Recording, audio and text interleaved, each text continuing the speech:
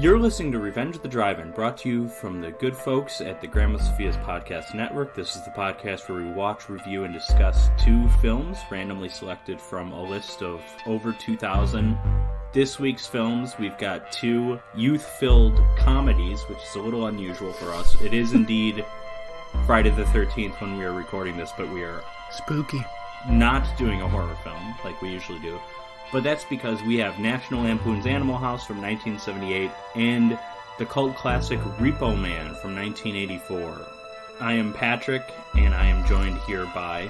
Jim. Hello, everybody. Hello, Patrick. How are you? Have you seen either or both of these movies before? I have seen neither before, but I was 100% convinced that I'd seen both before. I'm surprised you hadn't seen at least one of these movies. I thought for sure you would have seen Animal House, because I think Animal House is one of those comedy classics. I saw Animal House at a rather young age, actually, because I wasn't really allowed to see R-rated movies so much when I was a kid. So they let you watch a movie with a bunch of tits and drinking and... I saw it at a friend's house. But actually, no, there is a story about my parents let me see part of Animal House, and I will get to that later because it's, at least to me... It's an interesting story. I don't know if it will be to anyone else, because yes, I have interacted with one of the Animal House stars. And no, it is not Kevin Bacon. No, it is not John Belushi. It's not any of the ones you care about, but it's happened, okay? We'll get to it. But first off, Jim, I want to talk about, this Animal House was a huge movie. According to Wikipedia, it made $141.6 million. This is 1978, so this is when movies are starting to get really, really big, because we have Jaws, Star Wars. Jim, I was going to ask you, so $141.6 million at the box office. This is a lot of money. Yeah. Now, I have not adjusted for inflation, but I wrote down a bunch of other movies that we've covered, and I'm going to quiz you to see if you think this movie made more or less money than Animal House, okay? Okay. I'm putting Jim on the spot here. We're going to start off with 2004 Saw. Did it make more or less money than Animal House, do you think? I think it made less money. It did, you're right. It's a little over 100 million, so 35, 40 million less. What about... Why did I even write down Urban Legend? That didn't even make anywhere close to this. How about Star Trek the Motion Picture? Did that make more or less money than Animal House? Reminder, not that this will influence your guess, but reminder, way back when we covered Aliens, I discovered that, weirdly, Star Trek up to that point was the most expensive movie we had covered. That doesn't say anything about how much it made. But okay, now, when did Star Trek the Motion Picture come out again? A year after Animal House. So, yeah, and again, a reminder, not calculating for inflation, 1 year difference, unless the Jimmy Carter presidency was as awful as modern Republicans will have you believe. I don't think it's going to be a huge difference with inflation anyways. You know what? I want to say it made less money, but I feel like they wouldn't have made more Star Trek movies if it had made less money than Animal House. So I'm going to say it made more, but only just slightly. It made less, but only just slightly. 139 million, so Animal House 2 million more than at 2.5 million. What about Face Off? Reminder, this is almost 20 years later, too, so... And movie ticket prices were more expensive. Sure. I'll say Face Off made more. It did. It made about 100 million more, so significantly more. Oh my god. What about First Blood? Oh, that definitely... Oh, you know what? That's a good one. It's rated R, too, and R-rated movies, are hurt a little bit by their rating in terms of how much money they can make. But everybody talks about But then again, Rambo. so is Animal House. Animal House is R-rated, so I don't know what I'm talking about. So, I'm going to say Rambo made less, First Blood made less, but just slightly. Yeah, that's 15 million less. So anyways, I just wanted to quiz your knowledge here. That was a fun game. Biggest takeaways were, holy shit, Goldfinger made 125 million. That was unheard of back then. Oh my god. Yeah, and that's what, 1964? Yeah, Goldfinger's 64, so that's a ton of money back then. I don't know if maybe that's calculating some re-releases. It might be, but still, that's impressive. The only movies that I have that I see made more money than Animal House are Alien, 184.7 million. Probably Aliens, but Wikipedia has a range on that. It said it made anywhere from 131.1 million to 183.3 million. So most likely it made more, but the low end of that is indeed less than Animal House. Saw 2 made more. Mm-hmm. Face Off made more. And then The Blair Witch Project, our highest grossing film so far, 248.6 million. No way, really?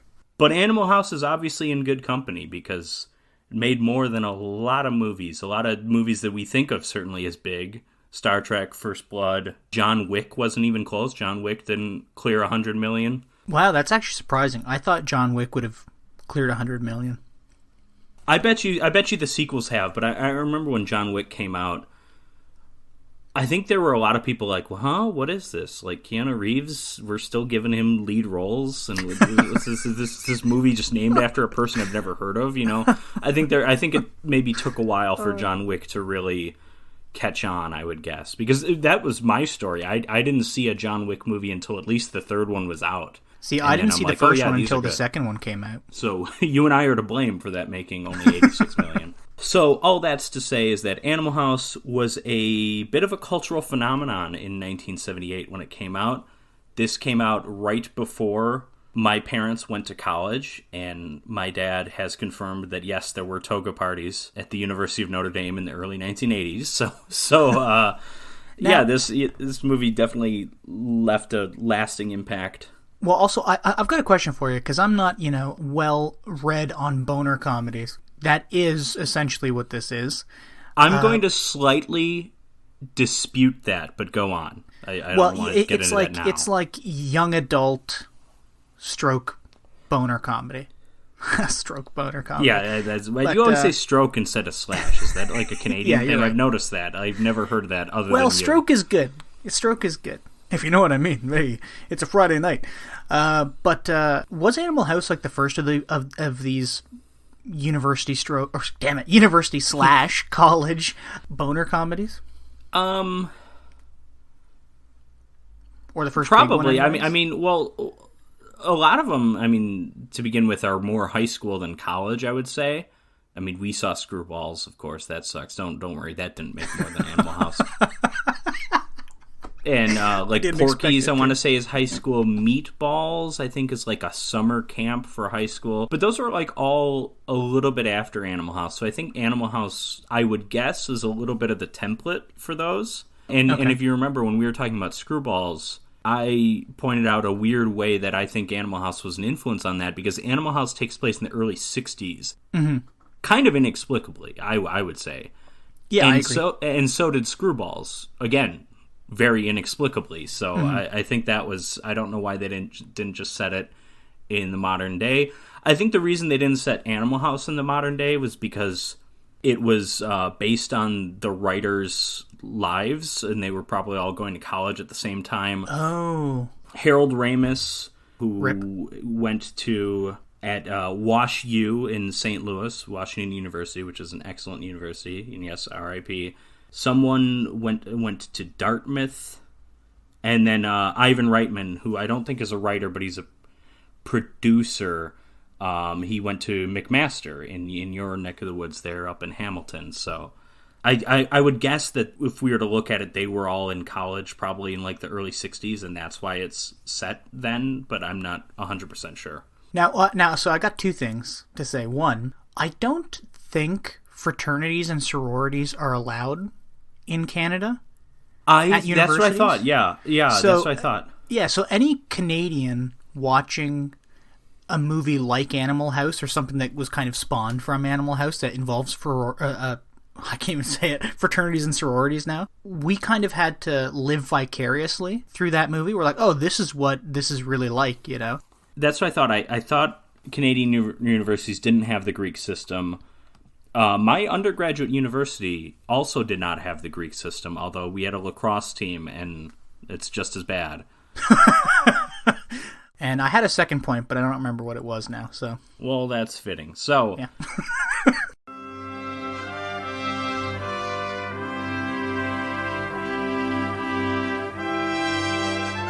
This is Faber College in 1962.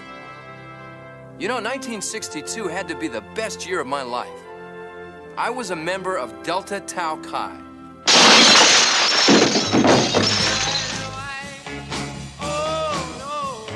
the Deltas. What a great bunch of guys. Animal House. We start off at Faber, this fictional university. A couple of freshmen, we follow them on their desire to pledge a fraternity. These are Larry Kroger and Kent Dorfman. Larry Kroger, of course, is played by Thomas Hulse, who later would be nominated for an Academy Award for playing Mozart in the film Amadeus, one of the greatest movies ever. He also, if I'm not mistaken, is the voice of Quasimodo in the Disney Hunchback of Notre Dame. Oh. And Stephen Furst, who plays Kent Dorfman, I have no fucking clue what this guy's done. I just know he's dead. Oh, no. Oh, no. He's great in this movie. I really like him a lot. Yeah, he is great. So the two of them, they first visit Omega House, and we see right away this is a very snooty fraternity. It's run by, is the guy's name Greg? I think so. Greg is one of our antagonists, you could say. He's just kind of a pompous asshole. He looks the part. First of all, he's that like bleach blonde look. Like you want to punch him in the face just looking at him, which is ascot wearing. And that's something I want to point out, by the way. This is something that I noticed most recently upon rewatching this film, is that, again, I mentioned there's not much of a reason why this would be a period piece, but one thing I've noticed is that the members of the Delta House, there is no effort whatsoever to make them seem like they're from the early 60s. In how they dress and how they talk.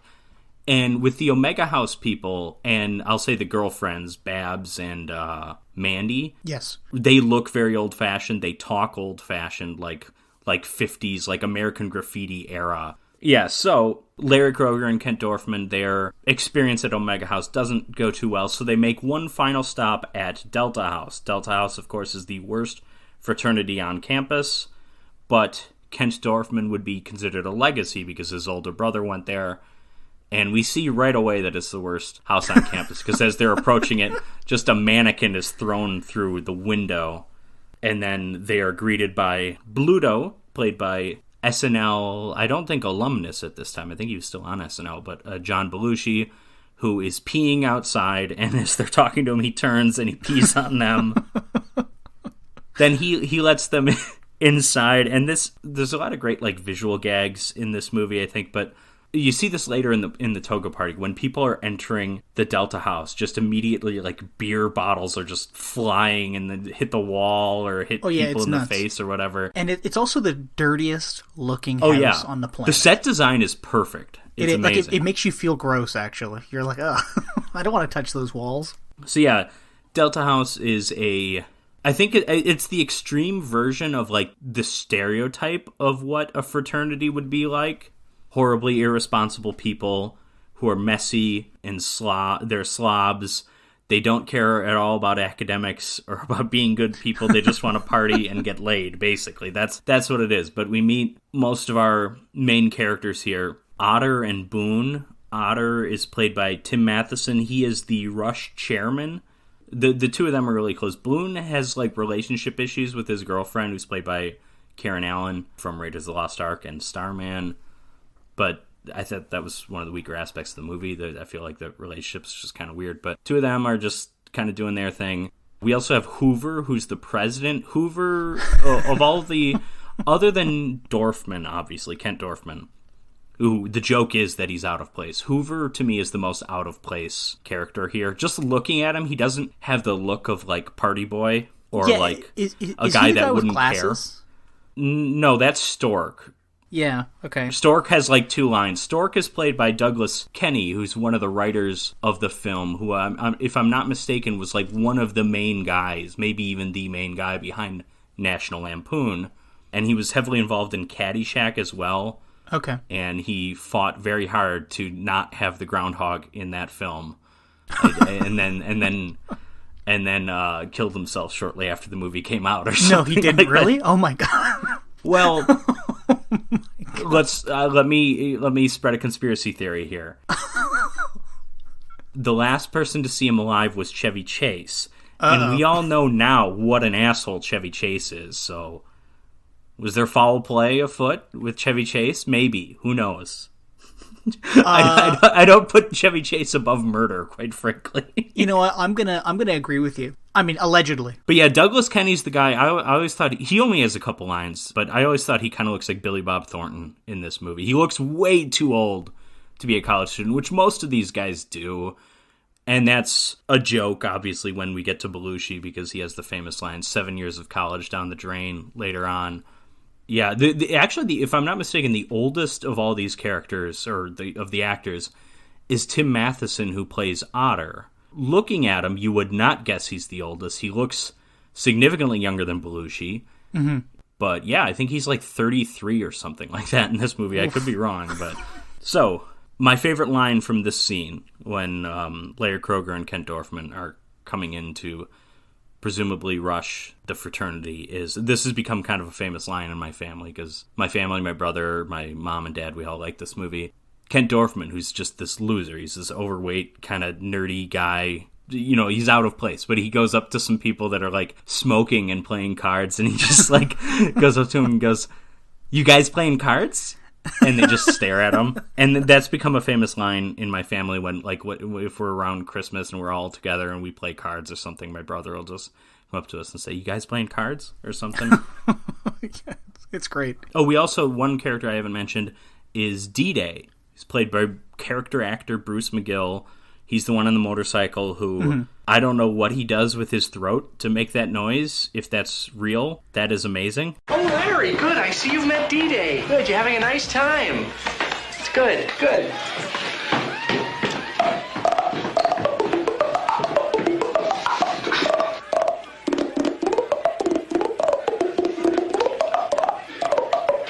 But as soon as that happened, like, he rolls up the stairs with his motorcycle and starts playing his throat. I thought, oh no, this isn't going to be one of those movies, is it? Where you have a character who, like, doesn't speak and just makes fucking noises, and, like, that's the comedy. He ends up having a decent amount of lines, but you would think that...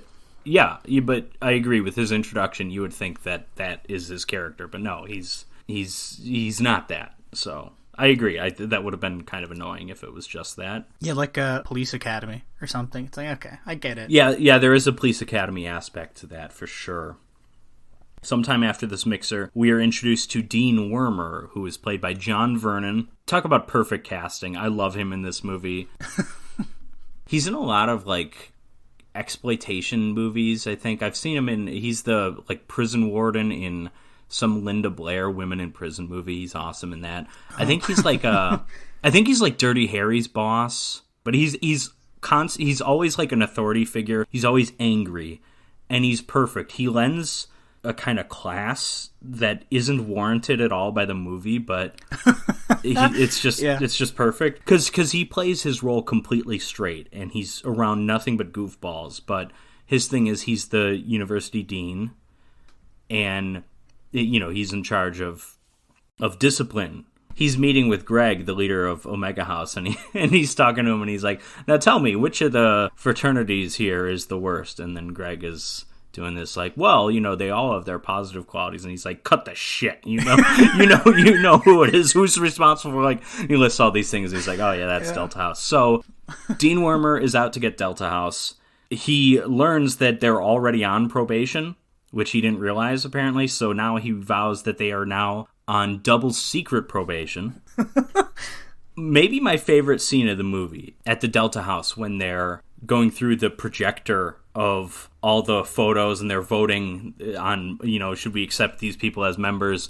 You know, they get to Larry Kroger and they're like, yeah, sure, why not? And then they get to Dorfman, and there's a cut to Bluto, John Belushi, and he just screams in like utter terror, and then everyone starts throwing beer and food at the projector screen. I love that scene so much. I know, you know, it's so funny, but it's also like, well, he's not that, but Larry's a fucking loser too. Like, well, I know, but it's just it's funny that they're just singling out. It is, Dorfman. Yeah, it's great.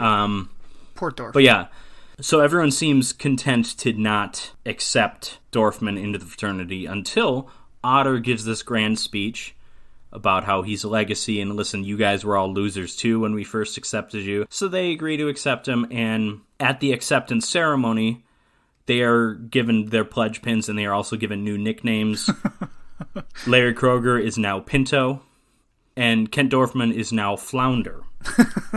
Poor guy. We see this contrasted with the super ritualistic and organized and disturbing way that Omega House initiates its new members, including, of course, Kevin Bacon, who plays Chip, where he is like stripped down to his underwear and he's being spanked with a paddle. Yeah, and he has sexy. to say, "Thank you, sir. May I have another?" So just like weird shit going on there, and that's like the weird shit goes on at Delta House too, but I don't know. That's just it's more it's more fun, right? Like you're not being yeah, really degraded or humiliated.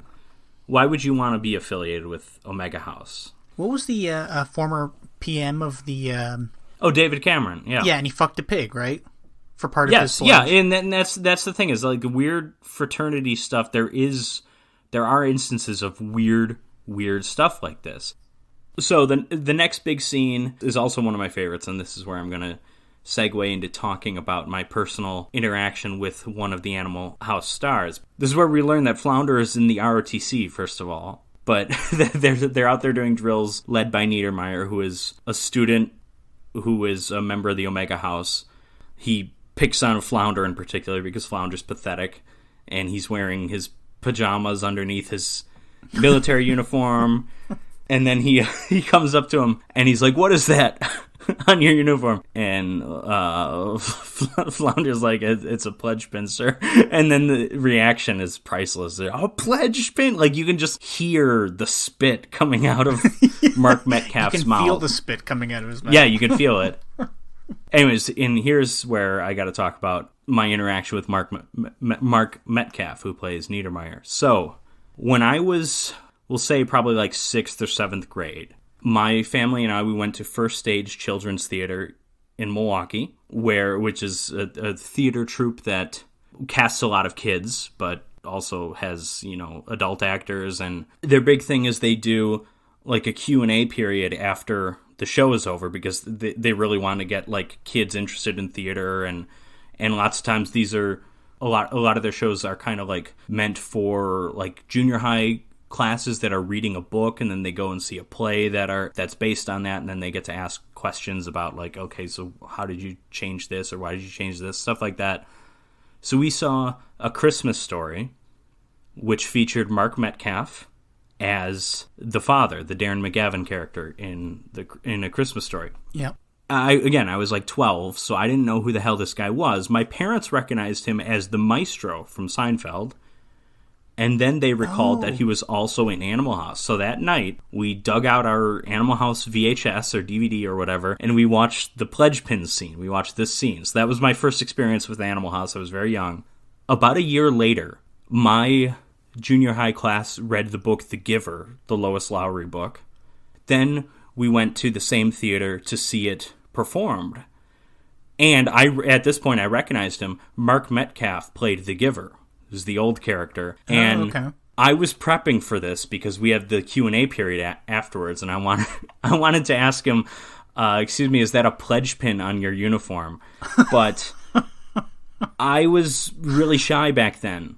I would do this now, but I was too shy back then. So my friend and I, we got another friend to ask the question. I think this was a friend who hadn't even seen Animal House, and we got to the question and answer period, and they hand my friend the microphone, and he's like, "I have a question specifically for the actor who plays the Giver," and he's like, "Okay, yes," and he's like, "Is that a pledge pin on your uniform?" And then just without skipping a beat, Mark Metcalf just goes, You're worthless and weak," which is the line from the movie, of course. But he had a laugh about that. I think he even said something like, "I'm surprised any of you kids would have seen that," or something. But apparently the story with Mark Metcalf is he lives in Wisconsin, or at least did live in Wisconsin for a while. I think what it was is I think he and his wife, or maybe just his wife, opened up like a restaurant, and I think they were just doing that, and then he also wanted to act a little bit, and, because he doesn't make a ton of money from that stuff, but he's working with kids, and he's giving back to the community in a way, so.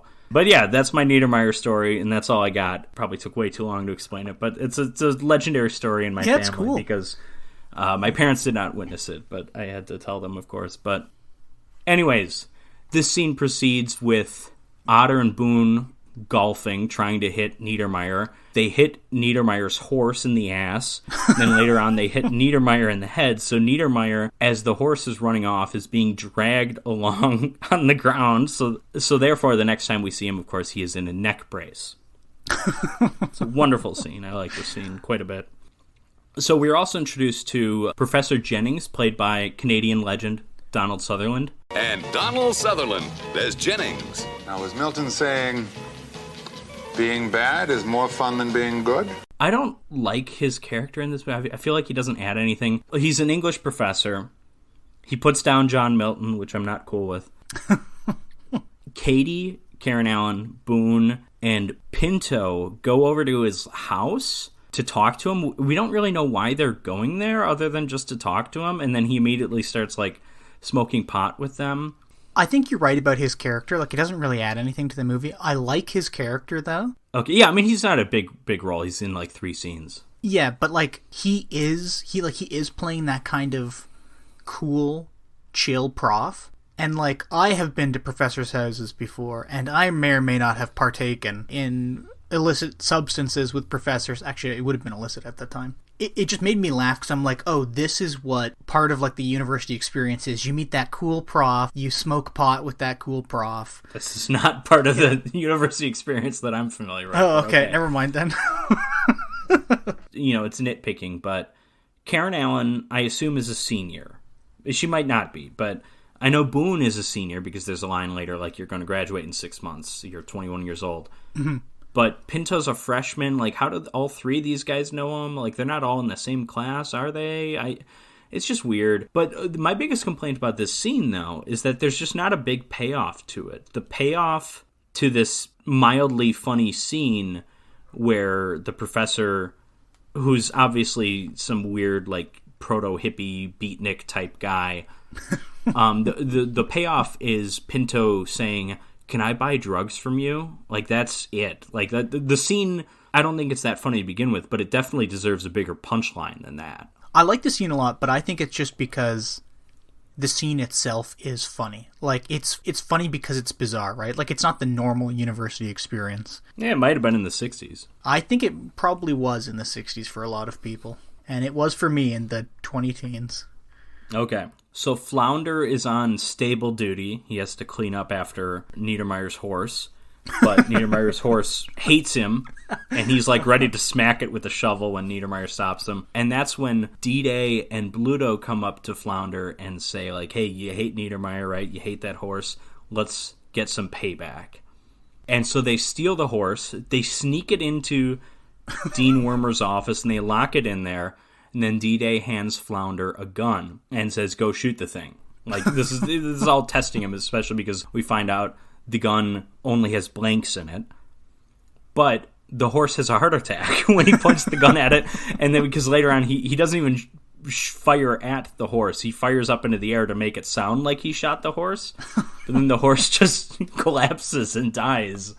And they all run out of there. And then the next scene we have in Dean Wormer's office, where someone in the background is, like, measuring the horse and seeing if he can fit it through the door, and then eventually he, like, takes out a chainsaw or something, right? Well, yeah, exactly. And the great thing about that scene was it was played so straight on the part of the dean and the mayor of the town. Yeah, the mayor's there too. The Mayor Carmine, whatever his name is he's basically trying to extort money from the dean because he's like, listen, if you want to have your homecoming parade in my town, it's going to cost you. And I like how the dean's like, oh, yeah, I'm sure we could get an emergency relief fund or something. Like, he's just going to steal the money, basically. Yeah. But the mayor's concern is eventually with, you know, Delta House. And, like, these bad apples, we don't want them anywhere near the parade. And that's going to become a driving force of the plot later on.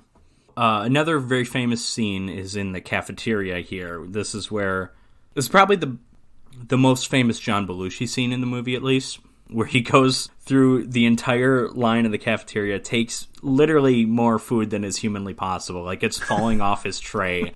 And he's throwing it on the ground, too. Yeah, he's shoving stuff into his mouth, like, all in one bite and eating it and swallowing it. It's just a great scene. He's putting stuff in his pockets, too. And while all this is happening, Otter, who fancies himself a ladies' man, goes and sits next to Mandy, who's one of the girls that associates with Omega House and is actually dating Greg, I think. But apparently the two of them hooked up at one time. And though Mandy is dating Greg, Greg doesn't believe in premarital sex, so she's kind of frustrated. And Otter's trying to make his move, see if something can happen there. But she's not all that receptive to it. Eventually, the other people from Omega House sit at the table, and so does Bluto. But this is after Bluto has...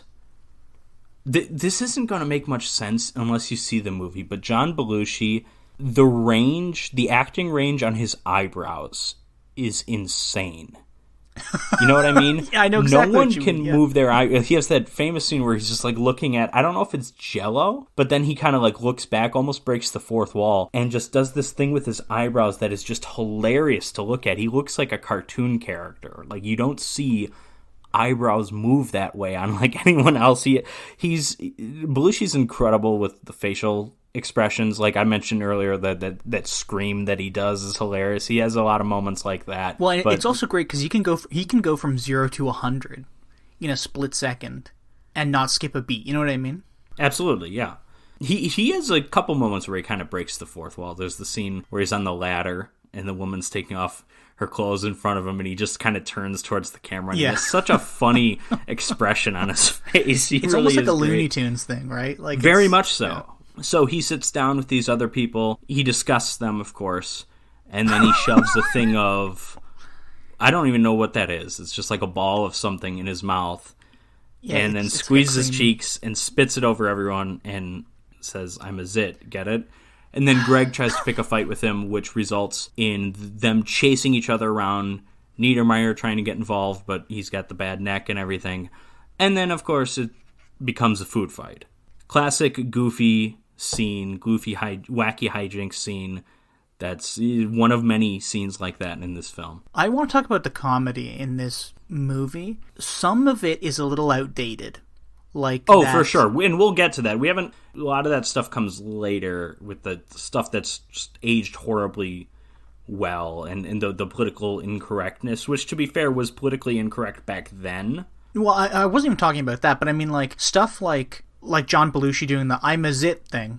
It's like, you're just, I get it.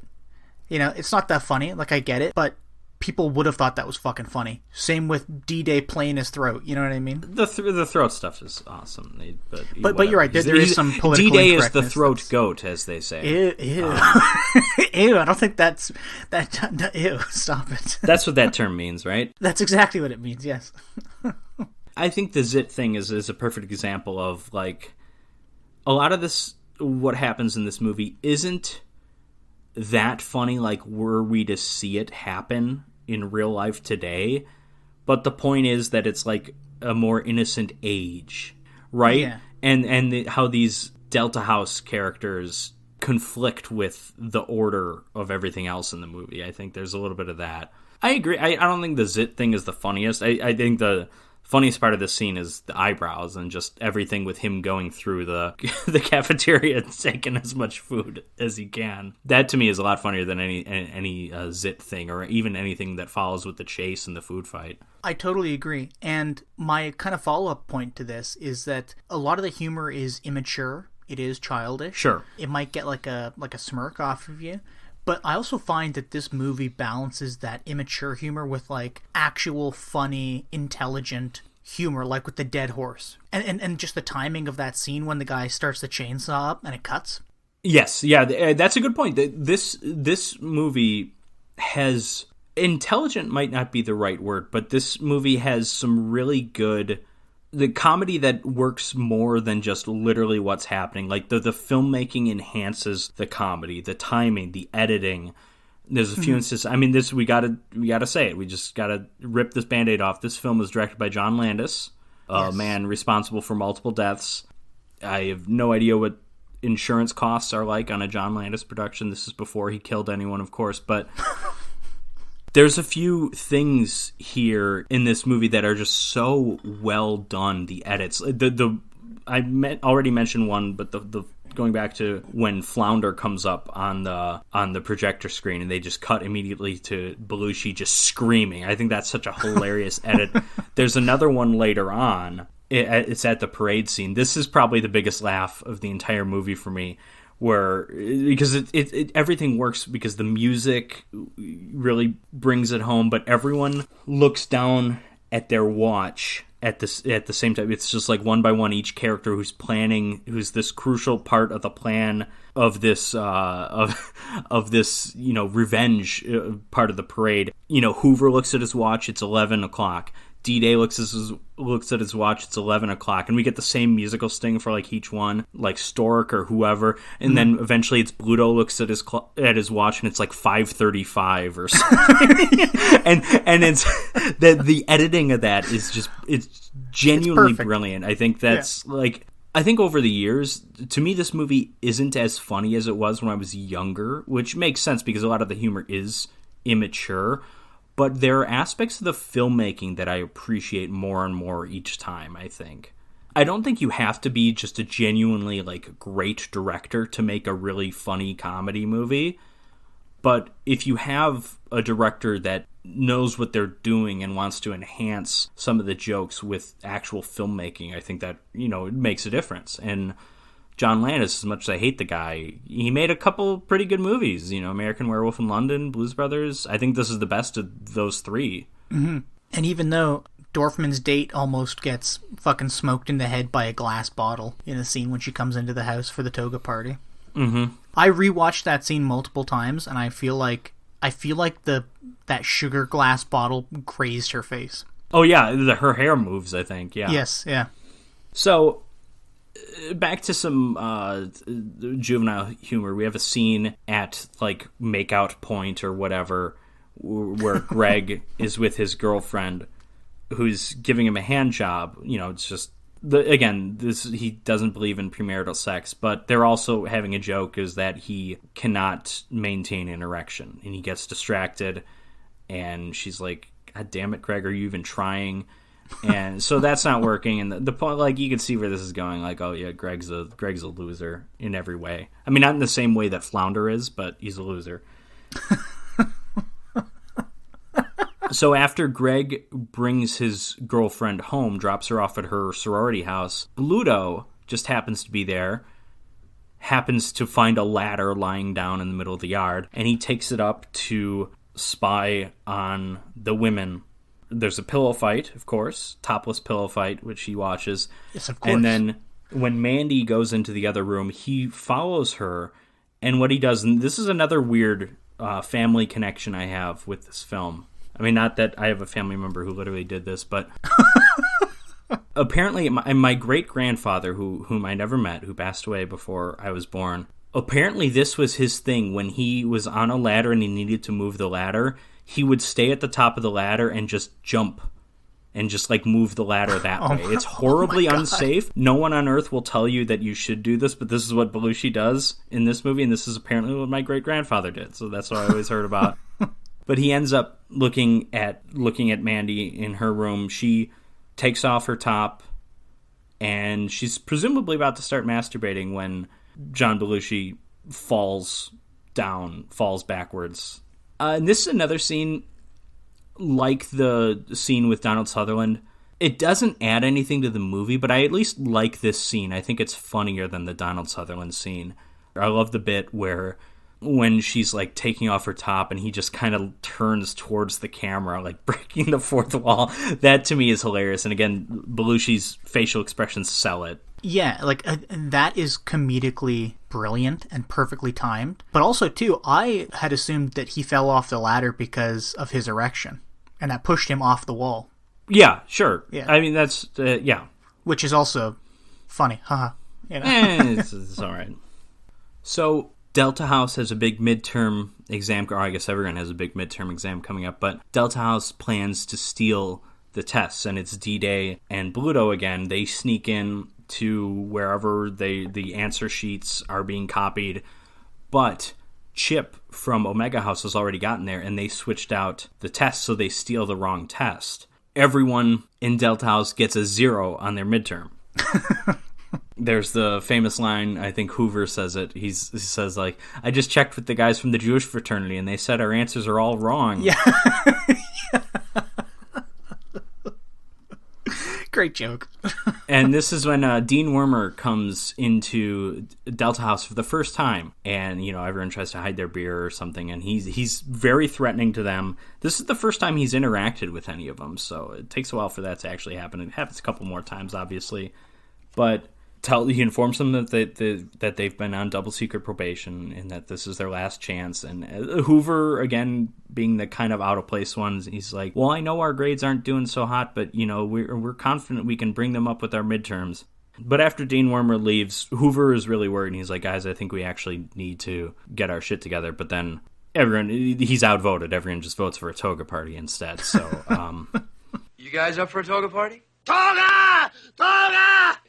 I think they like the idea, Hoov. Flounder has his brother's car in town because he's going to go pick up his girlfriend, take her to the toga party, which is not something you would want to do with your girlfriend, of course. In fact, Katie is like, Boone, I'm not joining you for this stupid orgy thing that you're doing.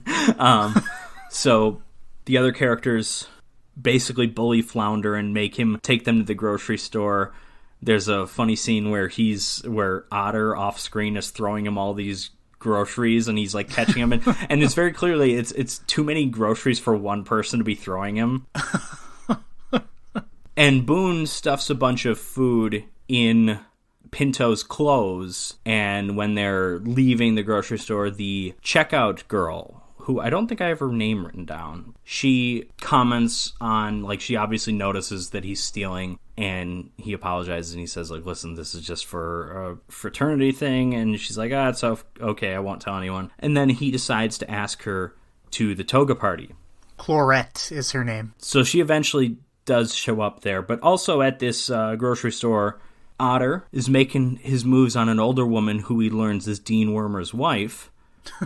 But even after he learns that, he is not dissuaded, and he invites her to the toga party. She says she's busy, she's got like some thing, I don't know, but she does show up later on to the toga party completely drunk, crashes her car into a few other cars.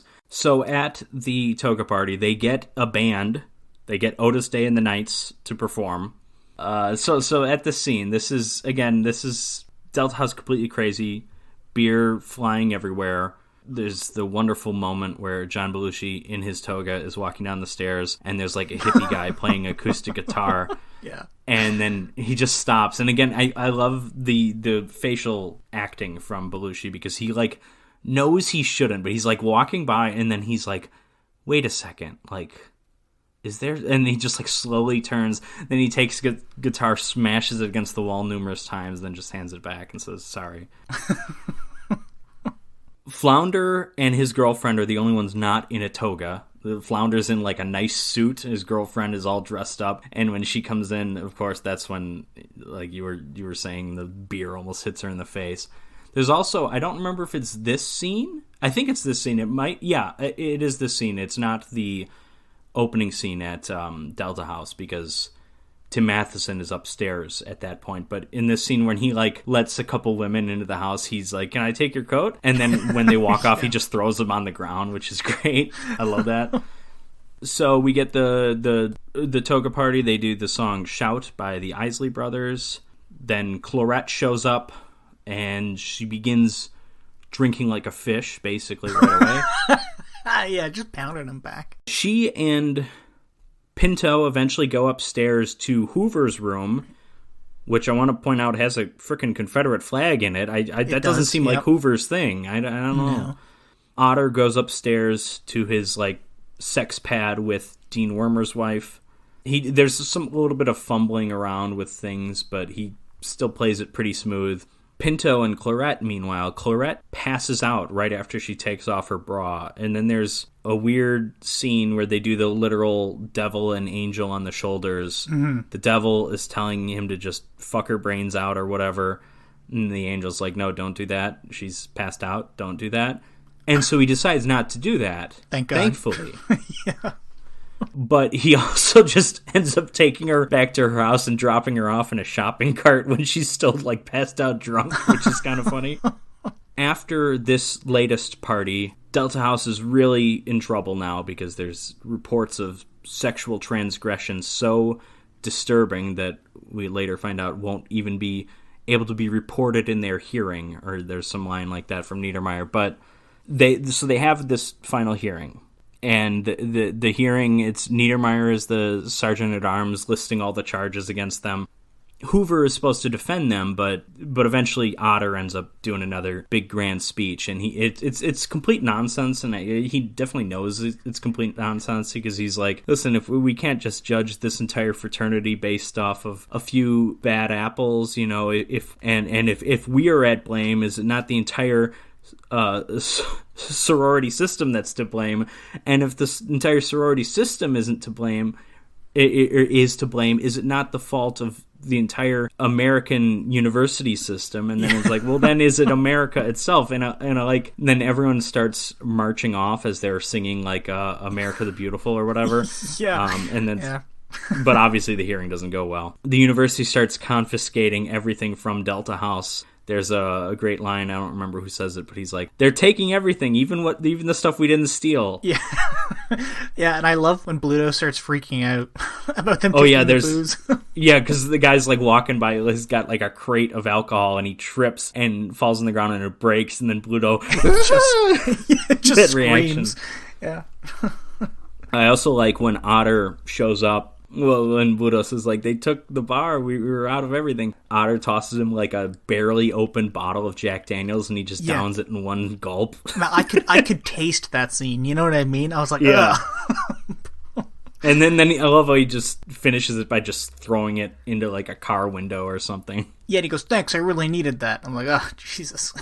What an animal. This is the famous image of Bluto, right? He's wearing the college pullover. It just says college on it, which that's a famous image. I used to have a t-shirt that just said that, actually. Just wearing a shirt that says college is kind of like all of the food and beverages in our next movie. Because, it's just cans that just say food.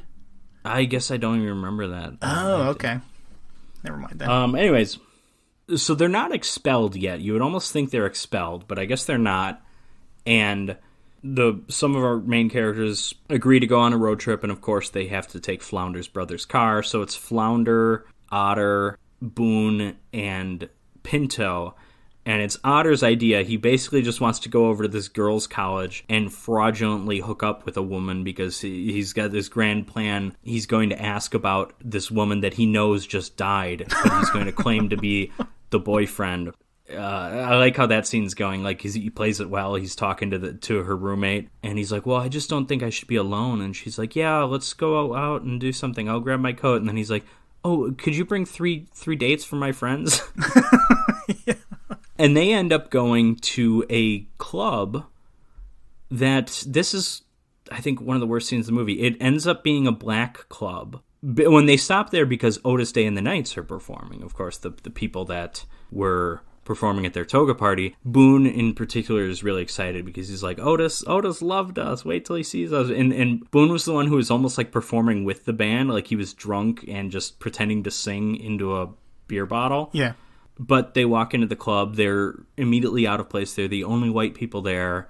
Otis pretends to not know them, or maybe just genuinely doesn't remember them. Like, there's that scene when Boone is up at the bar, turns to the singer and goes, Otis, my man, and Otis Day just like stops singing and just like looks at him weird. So awkward. Otter's about to hook up with this girl in the car, but then a couple big black guys offer to dance with the other people's dates. And then they all end up leaving, and they run out of there in a hurry. They abandon their dates. And this is another scene where it's like, it's got that dated stuff that really isn't cool or all that funny, honestly. And then also, like, I wanted a bigger payoff for if we're going to take this much time on a scene that doesn't advance the plot. And I'm okay with that generally, because this is a pretty loose plot. But I just want a bigger payoff, because this is a long scene. The whole setup and going to the like 10 university, minutes, talking to the roommate, like, it's a long thing. It's a lot longer than the scene with Jennings. Yeah. Well, and I guess the payoff for this scene is they damage the car. Exactly. Yeah, is the damaging of the car, and that's supposed to be funny because now Flounder's like crying. He's weeping. that could have easily been damaged earlier because Mrs. Wormer ends up crashing into numerous cars outside the party. It could have just happened that way. Yeah. So yeah, I wanted more out of this for how much time we spend on it. But yeah, there is a funny scene, though, when they arrive back and Flounder is literally crying because he doesn't know what they can do about the car. And Bluto's trying to cheer him up, and he's, like, doing goofy, like, clown faces, like what you would do to, like, a child to get them to laugh. And he literally takes, like, a beer bottle and just smashes it over his own head. But yeah, and D-Day, who's, like, the mechanic of the group, claims he's going to fix up the car. But, you know, who the fuck knows with him, right? So Boone is trying to find his girlfriend Katie, ends up finding her at Professor Jennings' house, sees that they hooked up, and then just angrily storms off. This is probably the funniest Donald Sutherland stuff, where he's just like walking behind her, he's only got a shirt on, and then when he opens up the cabinet and has to like reach for a coffee cup or something, like the shirt goes up and you just see his bare ass. Like, that's pretty funny. It was really good, yeah. But yeah, so this is our character's lowest points, or at least it's about to be, because Otter is then... it's Babs, who's Mandy's friend, comes clean with Greg and tells him that Otter and Mandy hooked up. And then so she helps set up a thing to get Otter get beaten up, and Otter is beaten up by all of, it's Niedermeyer, it's Kevin Bacon, all those guys. So Otter and Boone are actually missing when Dean Wormer last confronts everybody and expels them. And I wrote down the GPAs here because there's some good good jokes here. So Pinto, 1.2 GPA. Flounder, who at this point is piss drunk because I think they tell him like the only thing he can do is just drink heavily. Yeah. And his 0.2 GPA. Hoover, who's again the president, is a 1.6 GPA. I believe that's the best at the at Dental House. D-Day, no GPA, all incompletes. And Bluto, of course, is 0.0 GPA. So they're all expelled, and then Flounder throws up on Dean Wormer. So everyone, they don't know what to do. What are they going to do? They're expelled. What can they do? But it's Bluto that it's usually it's been Otter given the inspiring speech so far, but this time it's Bluto who, of course, a great speech that includes the, was it over when the Germans bombed Pearl Harbor line. But yeah, and then Otter is like the first to agree with him. He's like, no, Bluto's right, psychotic, but right. Like we got to get revenge. So they begin planning to sabotage the parade, and this is how they intend to get back at all these people who've wronged them: Dean Wormer, Greg, Niedermeyer. Essentially, everyone else is collateral damage, right? Yeah, it's the whole of the Omega group and the Dean. Yeah. Have we already passed the point where Pinto discovers that the woman... No, that's coming up. That's like the night before the parade. Yeah, because we got to talk about this scene. So Pinto goes back to, what was her name, Claretta or something like that? Yeah, Claretta. And he gets her attention by accidentally breaking her window, and he talks to her. And also, by the way, she's the mayor's daughter. That was revealed at some point. I haven't pointed that out yet. But yes, they go to the football field. They're about to have sex. They're talking, and then Pinto admits, like, hey, I'm sorry I lied to you, but I've never done this before. And she's like, well, I've lied to you too. I'm only 13 or something. And then let's talk about this scene. This I guess this plot, because I mean, we might have talked about this a little bit with Screwballs, which was really the only other kind of sex comedy that we've done. Sex comedies, teen sex comedies, boner comedies, whatever, they're not necessarily going for realism, but they're also not going for... They're obviously not trying to teach lessons, right? They're not saying this is how you should act, but they're also not necessarily... They're more like, well, this is kind of how things happen, so like the immaturity, the problematic nature, I guess, of this plot can be explained, well, these are immature college students, they do stupid and problematic stuff, but still the 13-year-old is a little messed up, I mean, because you can look at like any of these things and say like, oh yeah, all this stuff is messed up, because obviously it is. And yeah, it's weird because, I mean, talking about high school based sex comedies, either it's said or assumed, I think, that everybody in the movie is a senior. So they're in their last year, right? Because you have prom and everything. Yeah, that's how right? it usually is. They're usually 17, 18. Like Exactly. American Pie, they're all trying to get laid before senior prom, right? So, I mean, it's acceptable, I guess, if they're all 18.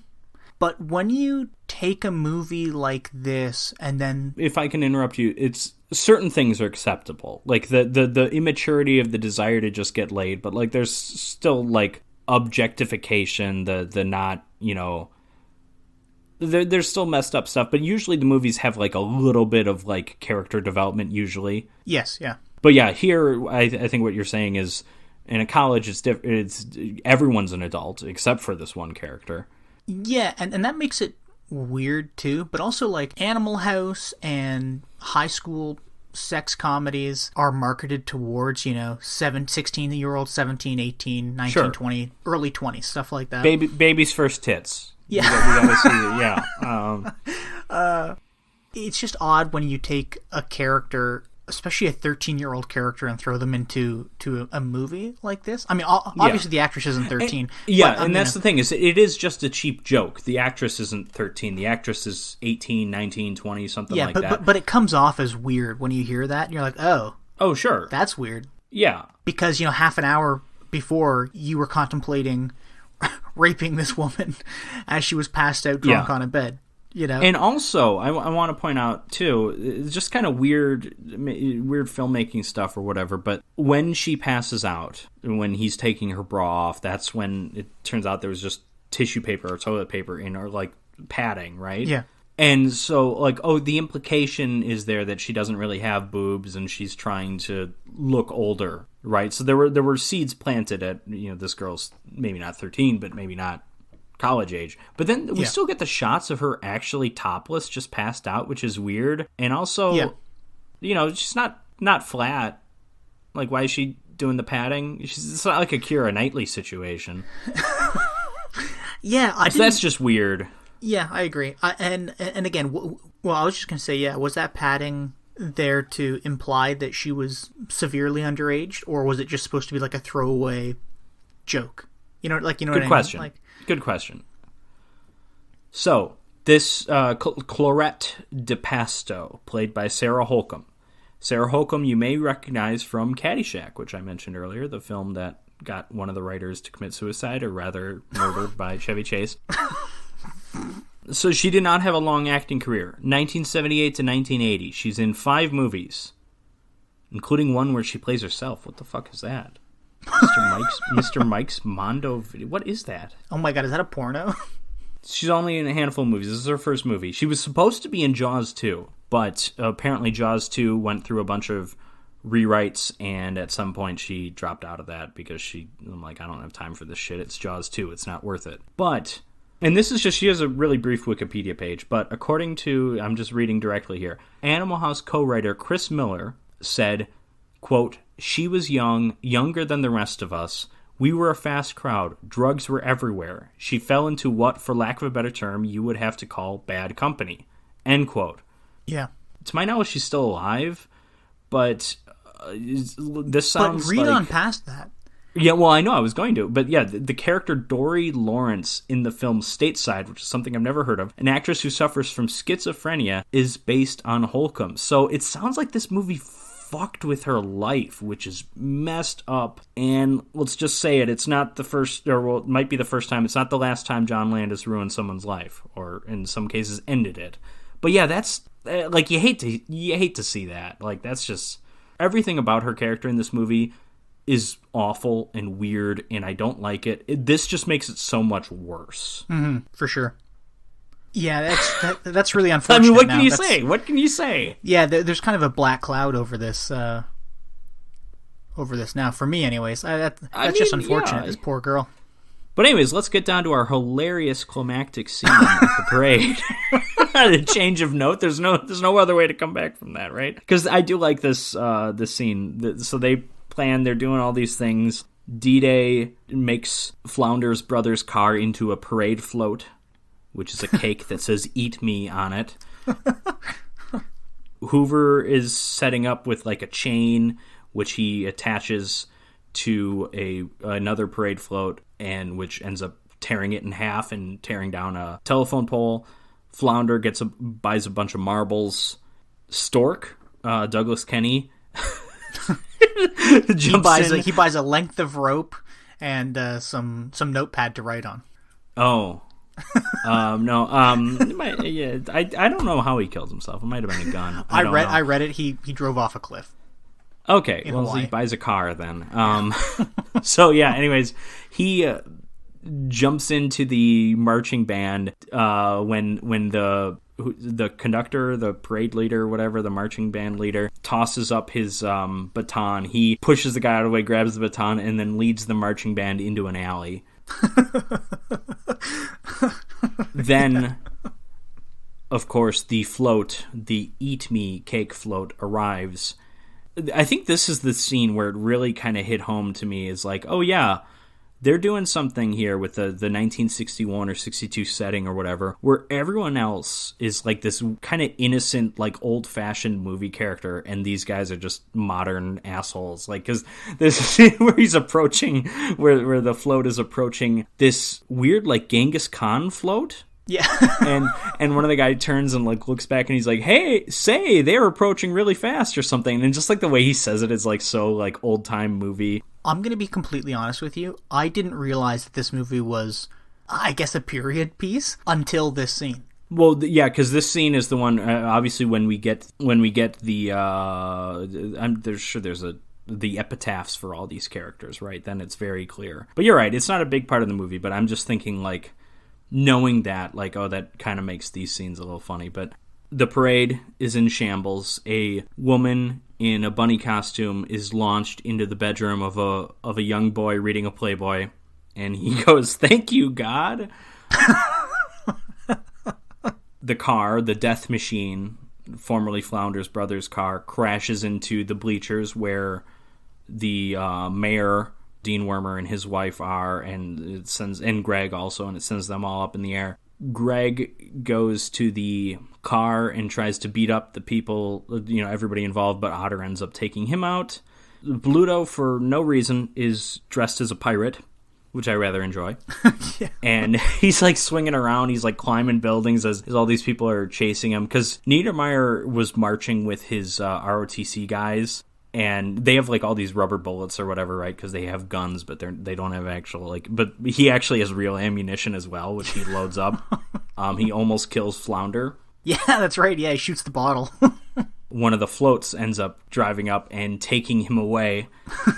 Yeah, and then we get our little... again, I'll say epitaph for all these characters. I wrote them down because I think these are funny. Some of these are, like, some of the funniest things in the movie, I think.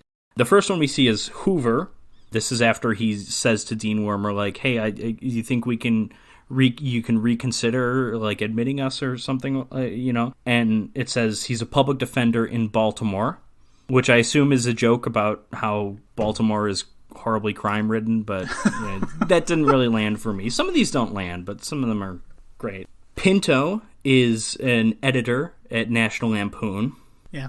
Greg, who's the Omega House leader, it was a Nixon White House aide raped in prison in 1974. Yes. it kind of lands. We're getting better with these. Otter, of course, the ladies' man, gynecologist, Beverly Hills. My favorite is probably Niedermeyer, killed in Vietnam by his own troops. Yeah. that's one of my favorite jokes. Yeah. This one didn't really land for me. Flounder, sensitivity trainer. Yeah, we could have done something better for him. Boone and Katie, because they make up here. Boone is basically being arrested, but then Katie distracts the police, and then they end up kissing. And it says, Boone and Katie, married in 1964, and then after a brief pause, it says, divorced 1969. I thought that was kind of funny. Yeah. Then we get Babs, who at some point her clothes came off, and she's just in her underwear. Yeah. This one, I have no idea what they're going for here. It says, tour guide, Universal Studios. What does that mean? Yeah, I didn't understand it. I was just like, oh, okay. That doesn't seem like a joke. That just seems like, oh, she went on to be a tour guide. Like, and then, of course, one of the best, because Bluto jumps into the car with Mandy in it. he's driving off with Mandy into this, well, not sunset, it's like early afternoon, and it just says Senator and Mrs. Blutarsky, Washington, D.C. Yeah, that was a good one. So, Jim, what did you think of Animal House? Well, first time watching it, I thought it was pretty funny. I thought, for the most part, it held up pretty well. I liked the jokes. I thought it was a lot better than most school-based sex comedies. There were definitely some scenes that I laughed out loud at, like the dead horse. Like the horse having a heart attack. I thought that horse scene is that might have been my favorite scene. It's up there.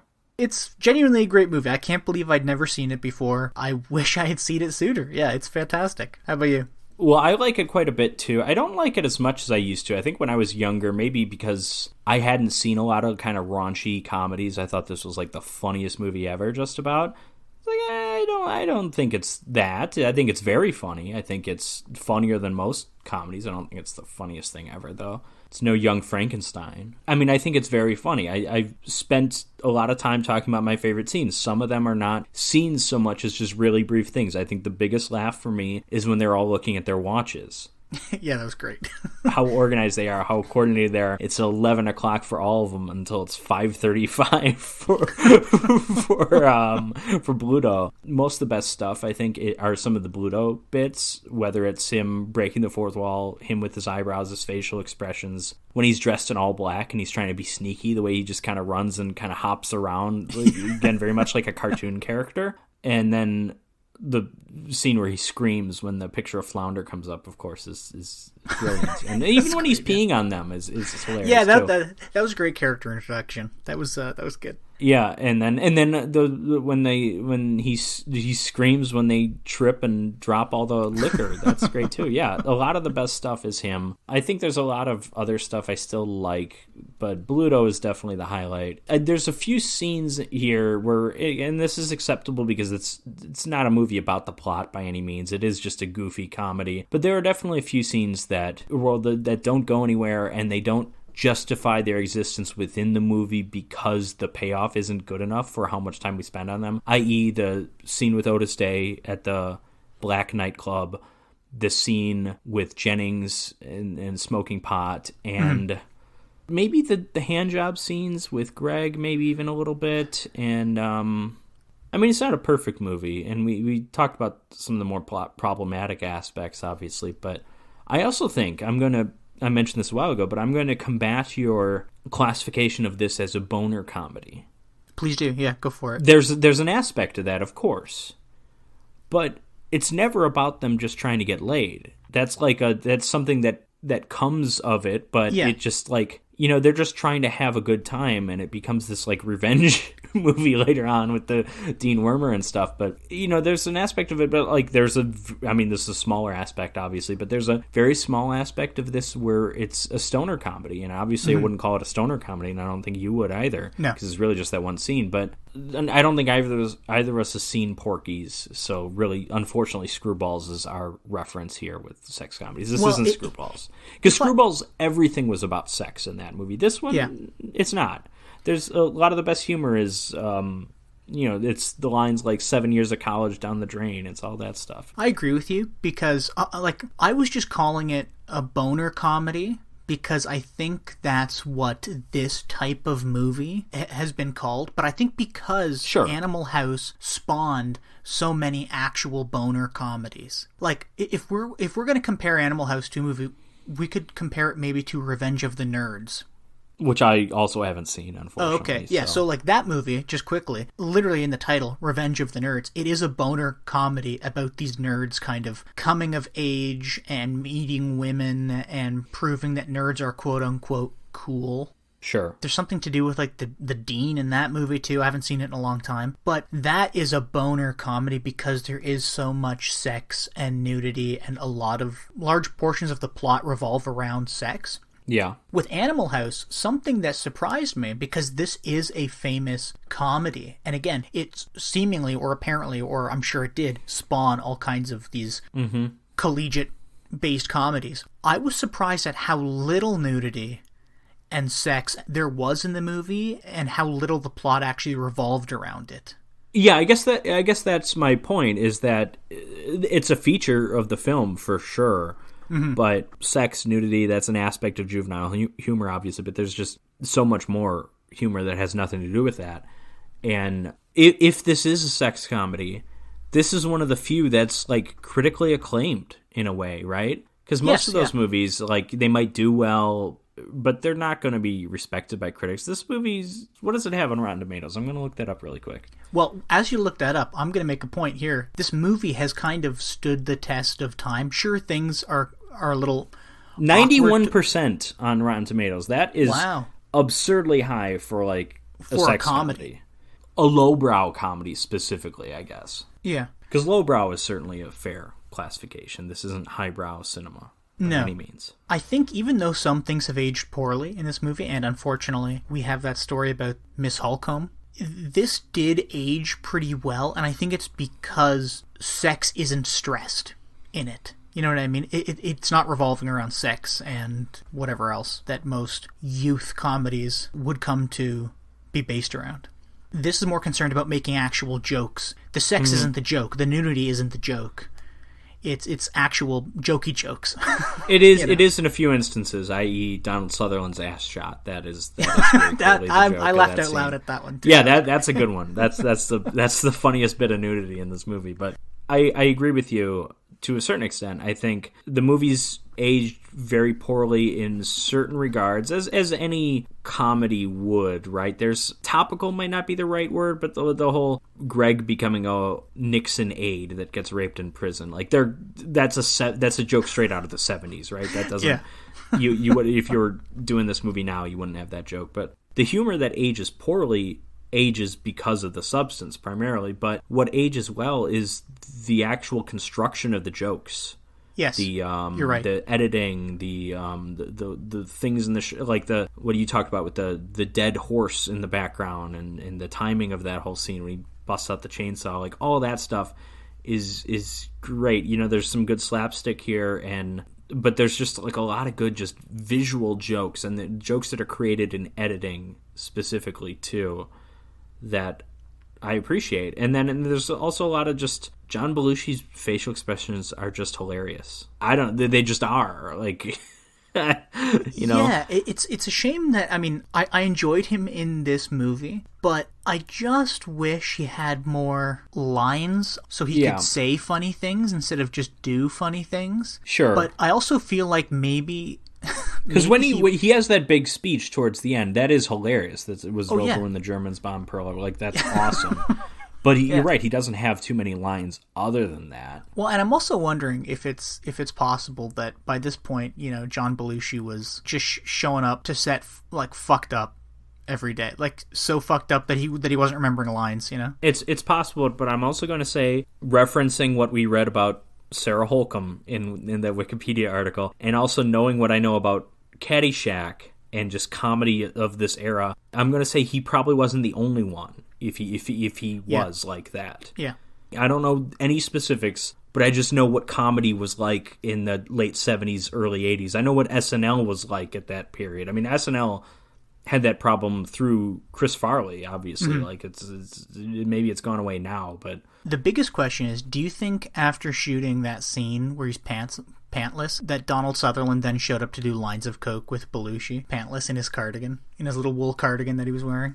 It's a good question. I do, maybe it's because I've seen his character in the movie, but I picture Donald Sutherland as a stoner, not so much a cokehead, you know?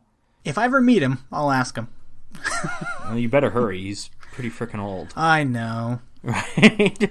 I looked at I thought he was dead, actually, but I forgot. It was Christopher Plummer that died recently. Yeah, I don't know how you could possibly get those two mixed up. I get them both mixed up all the time.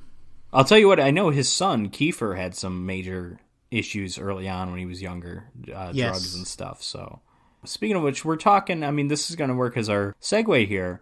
We're talking about Kiefer Sutherland, second generation actor who's had a weird, fucked up, drug riddled life. We're about to talk about a movie with Charlie Sheen's brother in it, so why don't you take it away, Jim? I will. Meet Otto. He's a clean-cut kid in a dirty business. He repossesses cars. He's a repo man. Emilio Estevez, Patrick, you won't understand this reference, but he looks almost exactly like Roronoa Zoro in One Piece, the anime that I love. And before you shit all over anime, it's a great anime, Patrick. One day I just heard you stuttering. I don't know what you said. Oh my god. What? Yeah, Roronoa Zoro. That's his name. Great name. I'm going to force you to watch One Piece one day, and we'll record an episode on it. Wrong. Okay. Repo Man came out in 1984. Directed by a fellow named Alex Cox. No relation to Courtney. I don't know anything English he's fellow. ever done. I looked him up. He was a film student at UCLA. And this movie, and I mean this in a positive way, I maybe sometimes when I say this, I will mean it as a negative way. This feels like a very film student film. Just the ideas in it are just weird, and it's got that punk rock mentality of just some DIY low-budget stuff. But yeah, he's a British guy. He was at UCLA. He was like 29 or so when he made this. I looked up what else he did. He made like I don't think it was a true sequel, but he made like a Repo Woman movie or something like 15 years ago. It was called Repo Girl, maybe? Yeah, or it had like a weird name. It was like Repo But I'm Gal. like, oh, I wonder what that's like. And then I saw that the budget was like $15,000, and I'm like, nope. 21st century low-budget movies, with some exceptions, are like unwatchable for me. They're just so ugly and disgusting. Low budget from like the 70s and 80s has this charm to it because they actually shot on film for the most part. There's definitely exceptions to that. And I mean, this is a low budget movie, but it's not 15,000 or whatever Repo Girl was. You know. Yeah. I mean, Harry Dean Stanton, he's a real actor. He's not like a star or an famous A-list fella, movie. passed away a couple of years ago. Yep. I don't know anybody else in this movie. I've never heard of anybody else in this movie. You are a liar. The main love interest in this film, Olivia Barish is her name. We've seen her before. What have we seen her in? Another sci-fi comedy. She is in Dr. Alien. She is the love interest in Dr. Alien. No 5 fucking years way, later. Really? Yeah. Wow. That classic, again, going back to low-budget films from that period, can be awesome. Great movie. Well, speaking of aliens, this movie kind of ties to our last movie in several ways, but one of them is that there's no real plot. So with Animal House, the central plot was Delta's a shitty frat, and everybody's going to get expelled because they're all shitty people, and then things happen around that issue. The issue in this movie is there is a guy, what is it? Is it J.F. Parnell? Named after the Irish revolutionary leader. No, he is.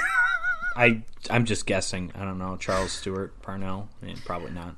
Oh, or Chris Parnell, who does a voice in the TV show. Oh, Archer. God, yeah. Well, yeah, I know he's on Rick and Morty, but I was going to say that's that right, guy. he is, yeah. The guy was fucking terrible on SNL. Oh, really? Yeah, he was bad. We meet him at the very opening of the movie driving a Chevy Malibu. And by driving, I mean swerving all over the road. He's wearing a pair of sunglasses with one lens missing. Yeah. And he gets pulled over by, like, a cop, like a state trooper or something. I don't know. Yeah, he's got the boots. That feels very state trooper. You can tell right away something is super weird with this guy. Like, he's not rolling down his window. He's, like, singing to himself. You were just singing to yourself. That is true. When we took a brief break, is there something wrong with you? Of course. The state trooper wants his ID and stuff. For some reason, he's like, I'm going to check the trunk. I think he heard something. Well, and whenever we see this car, there's like a weird noise that comes along with it. It's like, well. It's like a wah-wah pedal. So this trooper walks to the back of the car, pops the trunk, and this light comes out of the trunk, much like the briefcase in Pulp Fiction. A little Raiders of the Lost Arky, too, in terms yeah. of what we actually see happen to this guy, right? Yeah, yeah, he gets absolutely vaporized. Yeah, and only the boots are left. Which yeah, is why it's I so mentioned great. the boots Smoking, earlier. like smoldering boots on the side of the highway. It's just fantastic.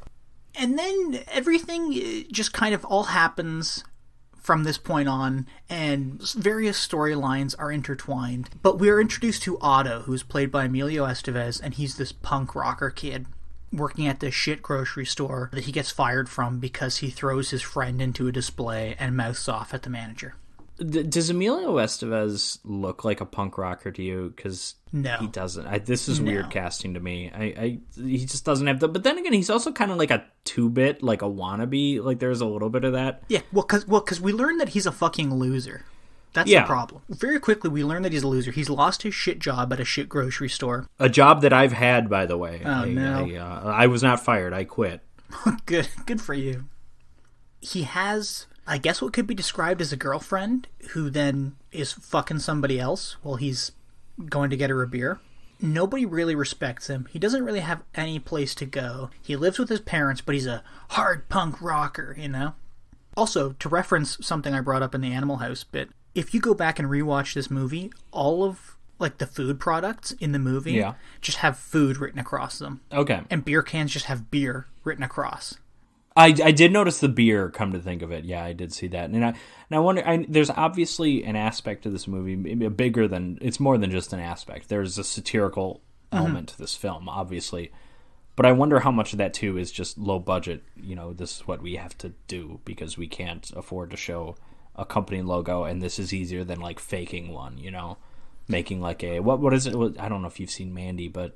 Mandy as a cheddar goblin is their like craft dinner their like fake craft dinner thing, and they construct a legitimate like television commercial for it and everything, and it looks amazing. But oh my god. But yeah, you can't always afford a cheddar goblin, so sometimes you just have to say beer. Yeah, well, this movie it's pretty out there.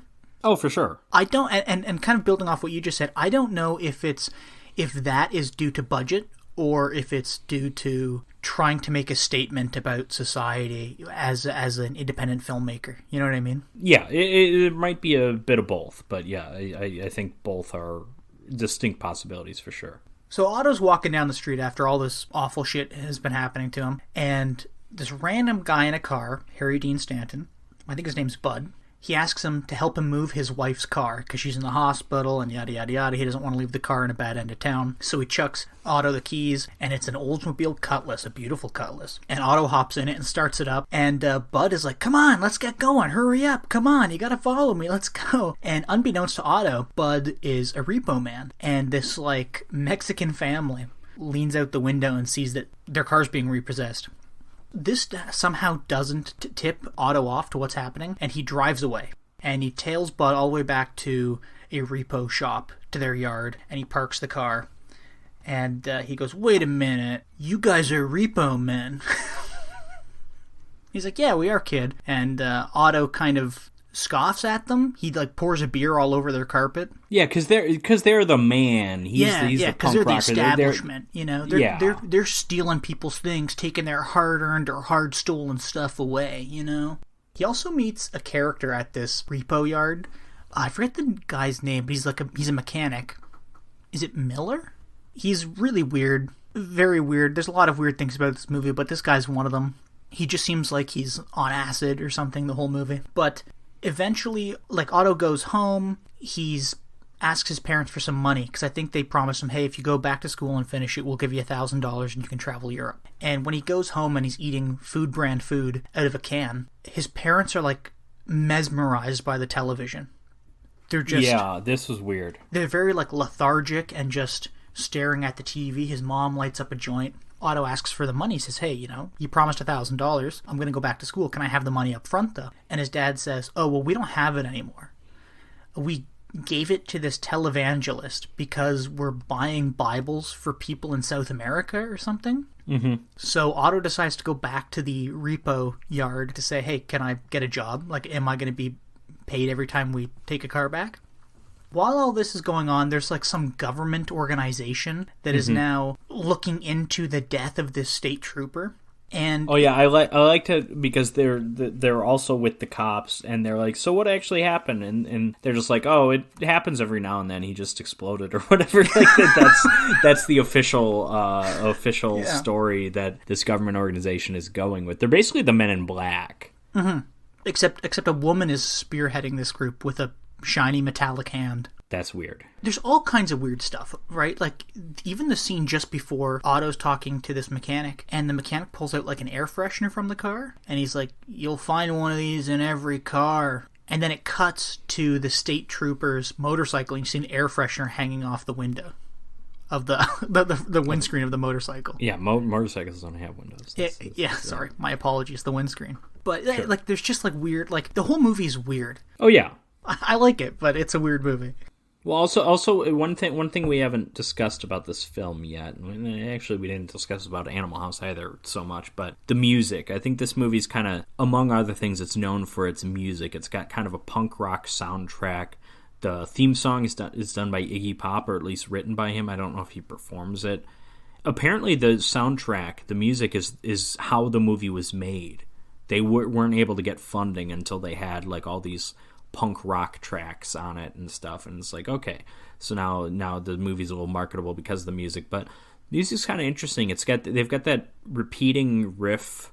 I would describe it as almost as like bluesy surf rock by way of like punk rock. And I don't tend to love punk rock, but it fits the movie. Not just because there's punk characters in it, but just the movie feels punk rock. It also kind of fits because the movie feels like it. I guess like the movie came out in '84, but it feels like it takes place almost earlier because you do have like this Men in Black aspect, this alien aspect. People are talking about Roswell, and everybody's driving around these old cars. Like there's not a modern car in the movie. Yeah, you see that a lot in movies, especially in 80s movies. I feel like there's always like that high school guy driving like an old Chevy Cutlass or something. Is it Chevy or is it Ford? I don't know cars. You know the stuff better than me. Oldsmobile Cutlass. I don't know. That doesn't sound right. It might be though, but I think that's just because they look better. Really, right? Well, and also like because I used to always they handle better. They handle better. They didn't even have fucking power steering back then. But my car has power steering. Okay.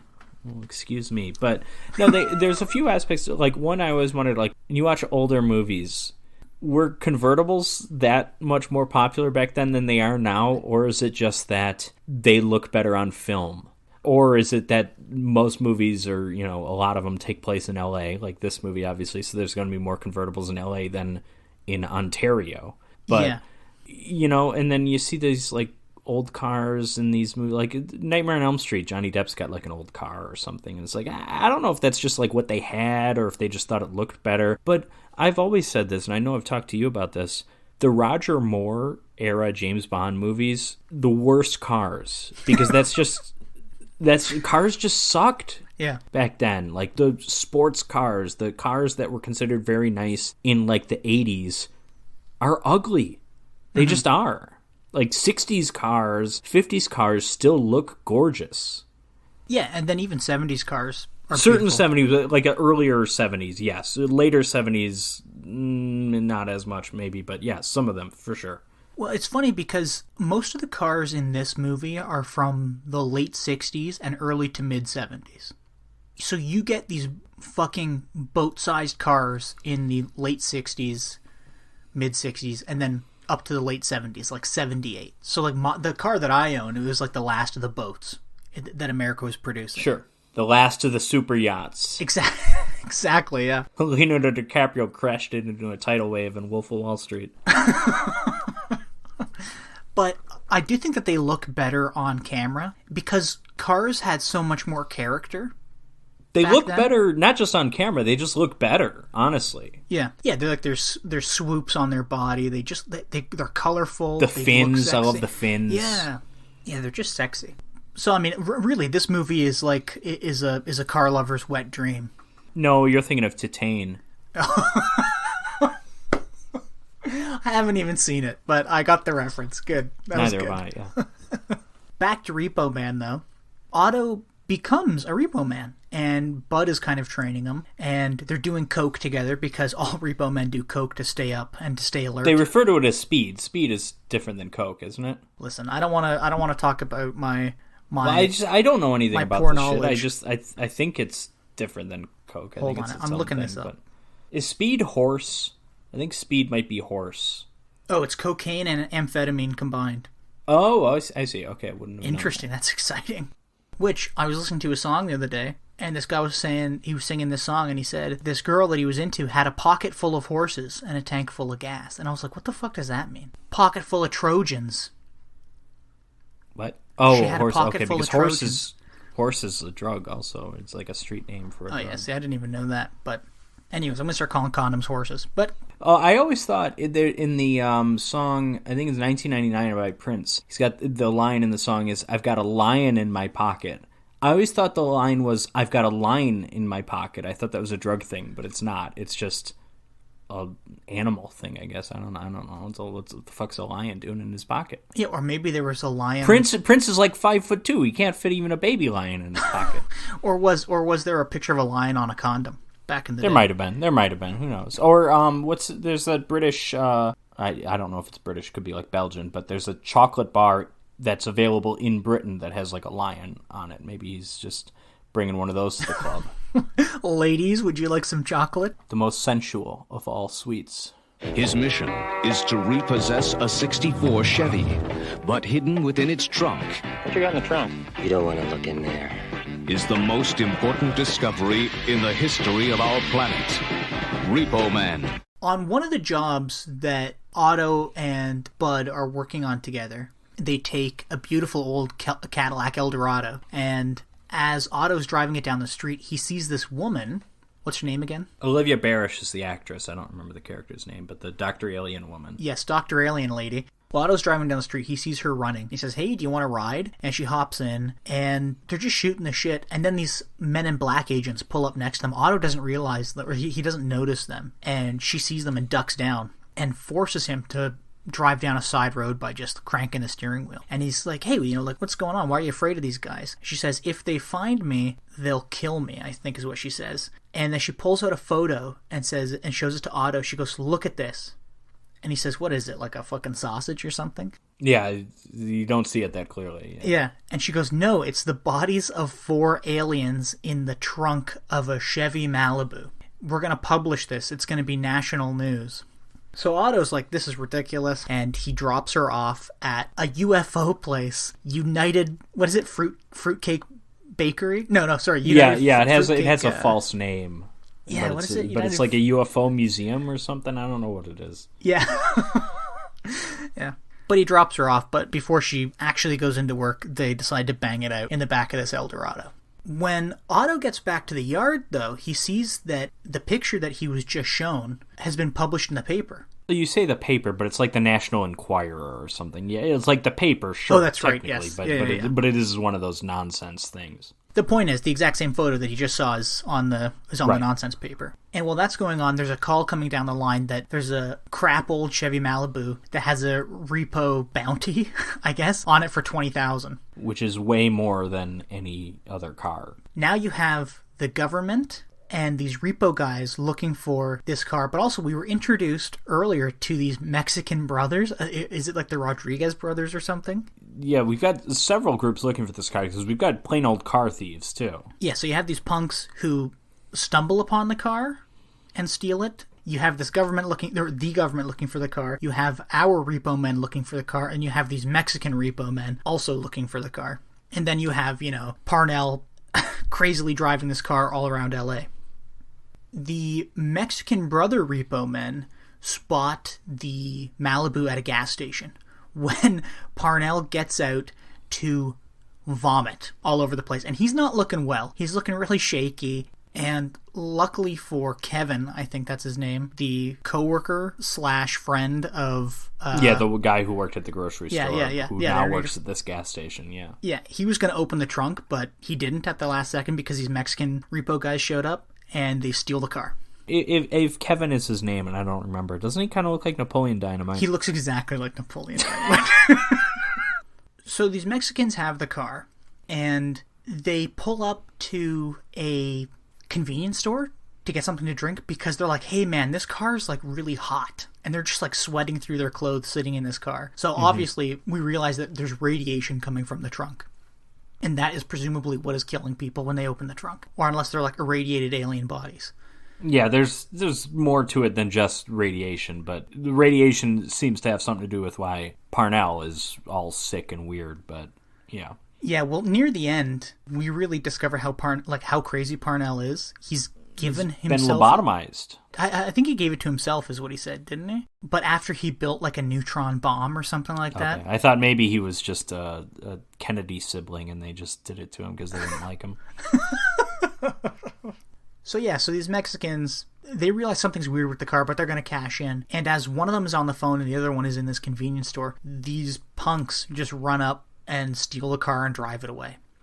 We catch up with Otto meeting Dr. Alien Lady Friend, and government lady with a metal hand at a club to discuss the car and aliens, and this government lady wants to know how much Otto knows. Which, by the way, nobody knows anything. You constantly have people talking about aliens and weird shit, and then you just have repo men who just care about the car. They don't know anything else about it. Mm-hmm. The punks show up to the club and kind of rough up Otto and make fun of his friends and start making out with this metal hand that this government lady has. But when they leave to get back into their stolen car, they find that Parnell is trying to break back into his own car. And he tricks the punks into opening the trunk, and it totally vaporizes one of them. I like this scene especially because because he's wearing the sunglasses, not just glasses, but they call him Four Eyes, and they really missed an opportunity to call him Three Eyes. I know, he's only got one lens. Exactly, yeah. And I love every time somebody gets vaporized. I just love the boots at the end. That's just such a great... It's so great, just these smoking shoes. But Parnell gets back in his car, and he drives away. So to catch back up with Bud... There's a whole side story where he has this rivalry, or his repo organization has a rivalry with the Mexican repo organization, and they get into a car bat fight where they're bumping their cars into each other on the freeway, and then they pull over and attempt to fight each other. But these Mexicans, they've actually bought this car now. It wasn't just a repo that they had. Now they've actually bought the car. So now they're like seeking settlement for damages. And Bud gets fired, but he's still kind of hanging out with Otto. And Bud's just all pissy, and he's still looking for this car. And he's just trying to talk to Otto. None of this really makes that much sense. Otto just gets out of the car in the middle of the street after Bud turns it off, and he walks away. He sees the Chevy Malibu just kind of cruising around, so he chases it down. And just as it looks like he's not going to catch up to the car, Parnell stops the car and throws the door open to let Otto in. And then this is when we learn that Parnell's been lobotomized, and there's definitely radiation or maybe a bomb and possibly definitely aliens in the back. If the rest of this movie wasn't like a jumbled trip, the last 15 or so minutes is definitely a trip, man. Yeah. I mean, overall, I liked the movie, but I had problems with the last act because it was a lot of just like, wait, why is this person doing that? What's going on? I liked it more when it was being like kind of subtle, and it's a weird movie because we have that first scene that establishes Alien or something. Yeah. But then for the longest time, there's nothing remotely sci-fi about it. It's just this story about some loser punk joining a repo agency or whatever. And there's like these weird kind of funny bits of satire with his parents giving all their money to televangelists. I liked all that stuff, I guess, just more than when it was being overtly sci-fi, which is where obviously the story ends up going. Yeah. I think it's a genuinely funny movie, and I agree with you. All of that stuff about this failed punk rock kid and joining a repo agency, I like all of that stuff, and I like all of the side characters that we're introduced to. Like, at the repo agency, like I said, you have Bud, who's a cool dude, Harry Dean Stanton. You have a cop who's maybe not really a cop. He's like a security guard, and he's sitting in their repo shop just knitting, and nobody shows him any respect. They're all like telling him to fuck off and stuff. Mm-hmm. You have a kind of overweight schlubby guy who is like the head of this repo organization. And then you have this cool black dude who is going against all of these like repo rules that Bud had lined out to Otto near the beginning of the movie. And like some of these rules are, don't break into people's cars, don't damage their personal things, do not damage the car, don't steal the car. Only take the car if you've got the keys, right? But whenever Otto's working with this black repo guy, they're just like breaking into cars, hot wiring cars, and there's a scene where they both take a car. They just start like throwing like all these like presents out of the car, but it turns out the presents are full of cash. Like it's just like stacks of money. Or there's another scene with this guy that I loved where he drops Otto off at this house to like take back this like 60s muscle car, and the guy in this house starts shooting at Otto in the car. So the repo man, he gets out, he just starts firing a pistol into this guy's house, and it turns out they were just blanks. Like he was just bluffing the whole time. Just like in Animal House, yeah. Exactly. I found that interesting. Yeah. Both movies had that. All these repo characters are like interesting characters in their own right. They're interesting side characters. And then again, you have this crazy mechanic who works at the repo shop. And there's a great scene where like all these guys are standing around talking about something, I forget what, but John Wayne comes up and the mechanic goes, he's a fag. And they're like, what? He goes, he was a fag. And they're like, no, because he claims to have installed two-way mirrors in John Wayne's home, and also that John Wayne came to the door in a dress or whatever. Yeah, but then there's like a great like bit of dialogue after it where the schlubby owner of the shop goes, just because you like to watch your friends fuck, it doesn't mean you're a fag, right? I mean, like, they just keep justifying it because they don't want their opinion of John Wayne to change. Yeah, like it's all great. And then even these like Mexican repo dudes, they're pretty cool, and we're introduced to them via like a car race in the LA River, in the mostly dried LA River. Yeah, the reservoir or whatever. Same kind of location as like Terminator 2. And like it's such a cool scene where you have these two old cars from like the 70s racing against each other and driving up the sidewalls of this embankment, you know? Like it's such a cool thing. Like there's so many cool things in this movie. Yeah, then you have the punks who are all shitheads and they're just doing things like robbing people at gunpoint, stealing things. My favorite joke of the movie, and it happened to be a punk involved joke, but it's when Otto and Bud stop at some convenience store to get, I think, beer or something, and then when they're leaving, the cashier who hadn't said anything the entire time, all of a sudden there are two punks like get up from behind the counter and they're holding a gun next to him, and then one of them's like, was that Otto? Yeah, there's just like a lot of funny things in it, or even backtracking to when we meet Otto's parents and they're just staring blankly at the television, watching his televangelist. And he cracks this can of food labeled food and he's eating it, and his mom says, "Oh, Otto, honey, you should warm it up. It would. You would enjoy it more on a plate." And he goes, and he goes, I'm loving it just the way it is, Mom. Yupper, I'm just absolutely loving it. Can't get enough of it or something. He's just eating it cold out of a can. Like he doesn't give a shit. His parents obviously don't give a shit. It's just like a weird world that all these characters are living in. It feels both real but totally unreal. There's just so many strange things going on that like the repo part of this movie is the only part grounded in reality. Until the very end, when that's a good point. I had heard of Repo Man a while ago because it's a cult classic and it's a famous movie, but I remember like hearing there's like this cult movie called Repo Man. It's like a sci-fi movie. I assumed they would be like repoing people's bodies or organs or something, that there'd be like a horror aspect to it, and it's not. And it's like there's nothing sci-fi about the repoing. Yeah, exactly. And not. That's neither a good nor bad thing. I just like the realism of that, where it is just this down on his luck guy working this very, very, very blue collar job, this unappreciated job.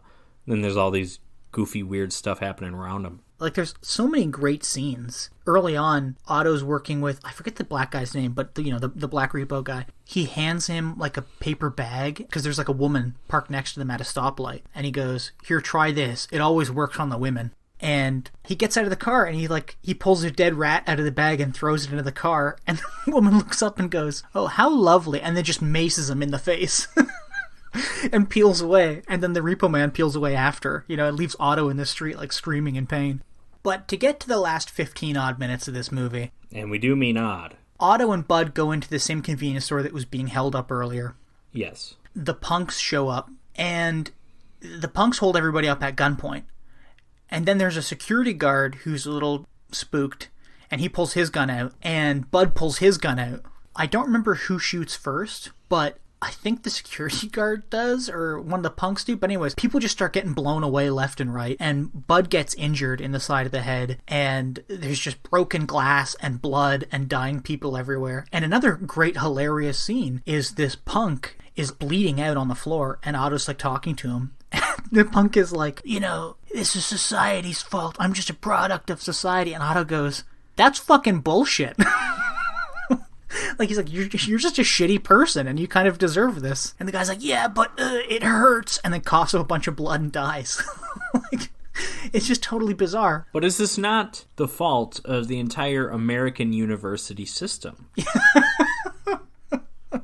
Otto goes to visit Bud in the hospital after, I don't know, an unspecified amount of time. And by this point, they've already got the Malibu and they've parked it in the at the repo yard, but it gets stolen, it changes hands, Bud leaves the hospital, all kinds of wacky stuff is going on. Yeah, and Otto's working with like the Mexicans at this point now. Yeah, they're, like he stole the car him do for stuff for them. Yeah, guess. it's just confusing. Just to fast forward to, like, again, the last little bit. Also, the car is glowing. Bright green, and it's raining ice cubes. We hear on the radio, and then we see it raining ice cubes all around this car. For like 5 seconds. That was a really weird detail. I know, They did not keep up with that for the rest of the scene.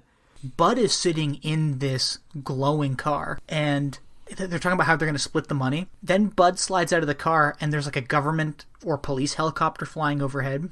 And Bud's taunting them. He's like, come on down here, you son of a bitch. I can take you all on.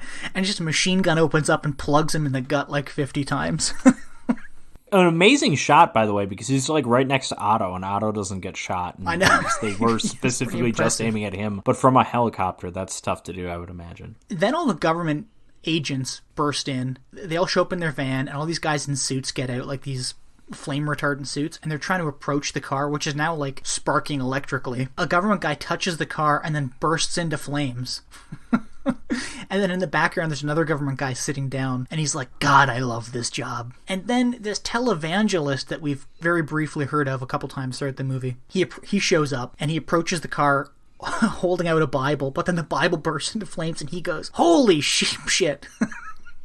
Then the weird mechanic, he just kind of approaches the car, he's smiling, and he slides into the car totally unscathed, and then he kind of motions for Otto to come in and join him. Dr. Alien Lady, she goes, what about our relationship? He goes, fuck that.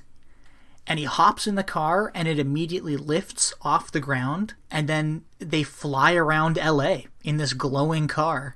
The last lines of the movie, Otto is looking out the window down at the city, and he goes, this is intense. And the mechanic goes, the life of a repo man is always intense. And it ends. This totally weird ending to a totally weird movie. Patrick, what do you have to say about Repo Man? I don't know if this will be disappointing to you or our listeners, but I feel like I don't have that much to say about Repo Man. I think it's a good movie. I have no idea what it's doing, what it's trying to do or say in the last half hour or so. But I think it's a good movie. It's consistently pretty funny. For me, there were never like big laugh out loud moments, but there were numerous scenes and moments that I appreciated. I liked the grounded nature of Otto and the Repo Man stuff, and I don't think the weird sci-fi stuff mixed with it that well, especially given the ending. Mm-hmm. I don't know if I have that much more to say about it than that. So, Jim, why don't you let me know what you think of it? I have to agree with you. All of the sci-fi stuff, it just feels out of place, especially that ending.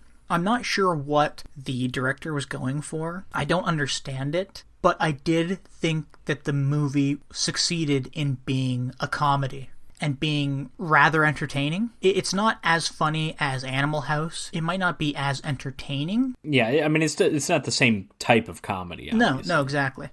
But it's certainly an interesting movie, and I understand why it has that cult classic status. You know, I can understand why people are really into this movie or why people like this movie. But it's just from out of left field. Like, it's just such an odd movie. I don't really have anything else to say about it, genuinely. It's just such a weird trip of a movie. It's a kitchen sink movie, right? You throw everything out there. We've got a dark comedy. We've got a little punk rock characters, kind of an outcast character who finds his, lack of a better term, home with these other kind of outcast figures, but different outcast figures. Mm-hmm. Got a weird sci-fi plot about a crazy guy who lobotomized himself and a trunk that vaporizes people. Elements of social satire that was especially apparent with what little we got of the televangelist. And then there's this like weird chase, like government conspiracy angle. It all mixes together in an interesting way, but I don't think it mixes in a way that really makes me want to like call this one of my favorites or like make me want to see it again and again and again. And I know a lot of people love this movie, but I'm just not as, you know, I view it positively, but not that positively, I guess. It's a stew of a movie because you throw all these pieces or ingredients into it, but none of it actually mixes. I mean, like when you're eating a stew, you're still munching down on carrots and potatoes and the chunks of beef and stuff. It's not all together, right? Okay. You can pick out the separate pieces, is what I'm saying. Sure. Where it almost feels like they had an idea for like 3 different movies, and then they just threw them all into this one bucket and shook it around and let it sit for a couple hours and then served it to you. Well, and you keep saying they. Alex Alex Cox. Cox. This is a writer-director, so this is a singular vision. So yeah. That's not literally what happened, but I understand what you mean is that's what it kind of feels like. I agree, but I think this is the work of a very creative person who was in film school, had a bunch of different ideas, and, you know, like Sinatra, he did it his way. He was just trying to fit them all into something, and it kind of works. It mostly works. Yeah, I'd agree with that. It's not like my favorite movie, but in theory, like if this movie came out when it came out, I would have been like, oh, I would like to see something else this director did. But actually, you know what? He has a screenwriting credit on Fear and Loathing in Las Vegas. I did not realize that, but it also says credit only, which probably means that he didn't actually have anything to do with the movie. They just threw his name on it for whatever reason. But I would guess, based on a lot of his other work, his interest was largely with the punk rock aspect of the movie. His follow-up film was Sid and Nancy, which is Gary Oldman. That's about Sid Vicious of the Sex Pistols. Mm-hmm. He did Straight to Hell, which is a movie that I actually really want to see. It stars Joe Strummer of The Clash, which is one of my favorite bands. I mentioned earlier, I don't really like punk music generally. The Clash are the exception. I love The Clash. And I don't know if he made those movies because he was kind of pigeonholed as punk guy from Repo Man, or if I'm kind of assuming that was mainly his interest, but I'm just reading some stuff on his Wikipedia page. Also has some controversies. In a March 2007 blog post, Cox referred to Vice President Dick Cheney as, quote-unquote, secret architect of the 9/11 atrocities. In the same article, Cox called the September 11 attacks, quote-unquote, Plan Pearl Harbor, referring to the false flag conspiracy theory surrounding the attack on Pearl Harbor. That means that he would get along great with Emilio Estevez's brother, Charlie Sheen, famously, because Charlie Sheen starred in a movie that I think was called like World Trade, or like maybe it's just 9/11. It had a really generic name. It was like a movie about 9/11, and I had never heard of this, but like when that movie was coming out, there was controversy because apparently Charlie Sheen had said that 9/11 was an inside job, and he had like these conspiracy theories about it or whatever. It's like, why are we casting that guy in this movie?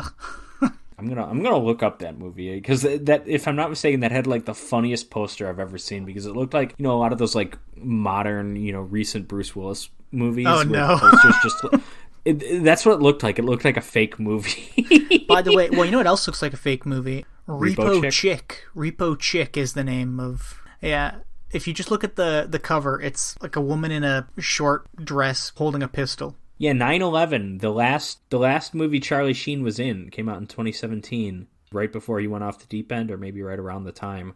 Yeah, this looks like a fake movie. It's him. Is that Whoopi? It looks like Whoopi. Wait, hold on. What's the movie What called? is this? Gina Gershon, Luis Guzman, Whoopi Goldberg, and Jacqueline Bisset? Yeah, this is a weird... I don't know why... I don't know who made this movie, but yeah, this is a weird-looking movie. Oh, I'm looking at it. Oh, no. Well, you know, it made $200,000 at the box office, so you know it was a hit. 200, that's fucking pathetic. Considering that a movie called Cocaine Bear is coming out this year, in a couple months, I think we could make a schlocky movie. Well, first of all, you say Cocaine Bear. You know there's a Winnie the Pooh horror movie coming out soon, right? Yeah, I'm actually kind of excited to see that, if I'm honest. I'm not. Oh, okay. I'm not. Cocaine Bear might be okay, but like... Winnie the, like, can we just retire the, like, oh, we're doing a horror spin on this thing that isn't horror? Like, I'm just done with that. Banana Splits. I think there was, like, a Grinch horror movie this past year that no one saw. I think that, I vaguely remember that.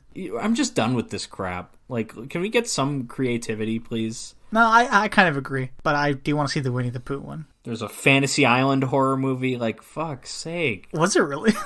It wasn't good, but that was like a real movie. Like, it had a budget. It was a Blumhouse movie. These other things are just garbage. But did the horror movie have a Knick-Knack like character? I think they maybe had a character with that name, Tattoo. I think is his name, Tattoo or something. They might have had, but he wasn't like a little person. He wasn't a French weirdo who slept with 1,000 prostitutes a night or anything. Yeah, like and that. argued with Roger Moore constantly. That's why Roger Moore shoved him in a suitcase. Yeah. That wasn't scripted. Yeah. Patrick, what do you think of these two as a double feature? So let's do the movie preference first. I think that's right. Okay. But I prefer Animal House. For me, it's not that close. There's some nostalgia with Animal House where I've been watching that movie for 15 years. Repo Man, I've only watched a couple times and only within the last few years. And I do admit Animal House isn't quite as good as it used to be for me, but I still like it a lot. There are aspects of it that I like more and more each time, some of the editing. Belushi was a talent.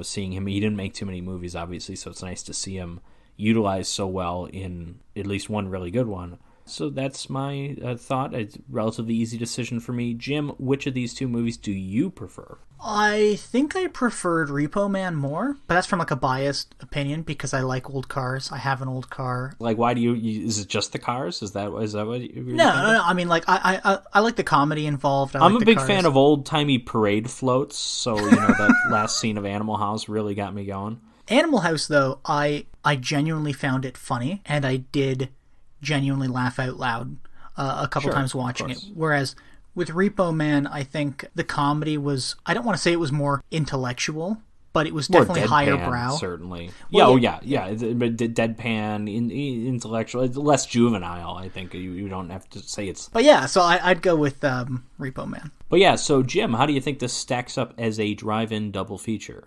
Well, it's funny. There are some similarities between the movies. Not many, but some. Yeah, exactly. The blanks. Yeah, exactly. The blanks. Who's to blame for just a bad apple? Is it society or is it yourself? Yeah. That's a very, very, very small aspect of both films. The issues of both directors having some drama connected to them personally. Sure. I guess. I want to say it does, but I really don't think it does make a good double feature. Mainly because Repo Man is just too experimental, I guess. Experimental's a good word. I mean, it's a polished experimental, though. Yes. It's an experimental that's still well made, where it doesn't go completely overboard. But yeah, I think that's the way to say what I was saying earlier about it. It feels college film studenty, but in a good way. The two just don't play off each other at all, right? I mean, I'm tempted to say this is a pretty good double feature, but I'm trying to think of... First of all, I might go Animal House as the second feature, because it's the raunchier one, it's the, more sex and stuff. But at the same time, Repo Man is so weird. Repo Man probably works better as a second feature. Yeah, I was going to say, I'd want to end on a fucking glowing green car lifting into the air and just... Yeah, see, but I like ending on Senator and Mrs. Blutarsky, though. That's it. I mean, that's solid. That's solid. Though, and I guess if it ends on glowing green car, if Animal House comes second, that is a pretty good segue into just the absurdity of Animal House. Yeah, because you get an increasing level of wackiness with Repo Man, where the opening scene of Repo Man is weird and out there, but for the most part, that first act is pretty straight. It's satirical, but it's grounded, like you were saying. And Animal House, the only thing that's grounded about it is John Vernon, really, who plays his role absurdly straight, which I think makes it all the more funny. That he's just this giant hard ass who hates these guys and is like, okay, I'll just make up double secret probation. That's what they're on now, and But yeah, I think this is a good double feature. I think there's two pretty funny movies, one very funny. I think both movies have a culture of youth about them, but at the same time, it's a different culture of youth. Yeah. Animal House is this college, there's a bit of a don't give a fuck attitude in both of them, but I guess in Repo Man, it's a punk rock attitude. It's different, but similar. They're relatable in a way, or is similar in a way. So yeah, I think it's a pretty good one. It's not perfect, but I'd take it. I would watch these movies back to back. I think I would go Animal House second, but I don't think it's bad the way it is. Okay. Well, that's that. Yeah, and so, Jim, here's what we've got next week. We've got one of your personal favorites, The Rock, starring Sean Connery. Yes! Nicolas Cage, and others. And we've got The Cabin in the Woods, speaking of asshole directors. Well, actually, Joss Whedon didn't direct that movie, but he wrote it. So yeah, The Rock and Cabin in the Woods, an action classic and a modern horror classic. Now, have you seen The Rock? Yeah, like a long time ago. Oh, it's a great movie. Okay, I'm so excited. Listen, we'll decide on that next week, okay? Maybe it isn't. Okay. So please join us next time, because we will be happy to have you.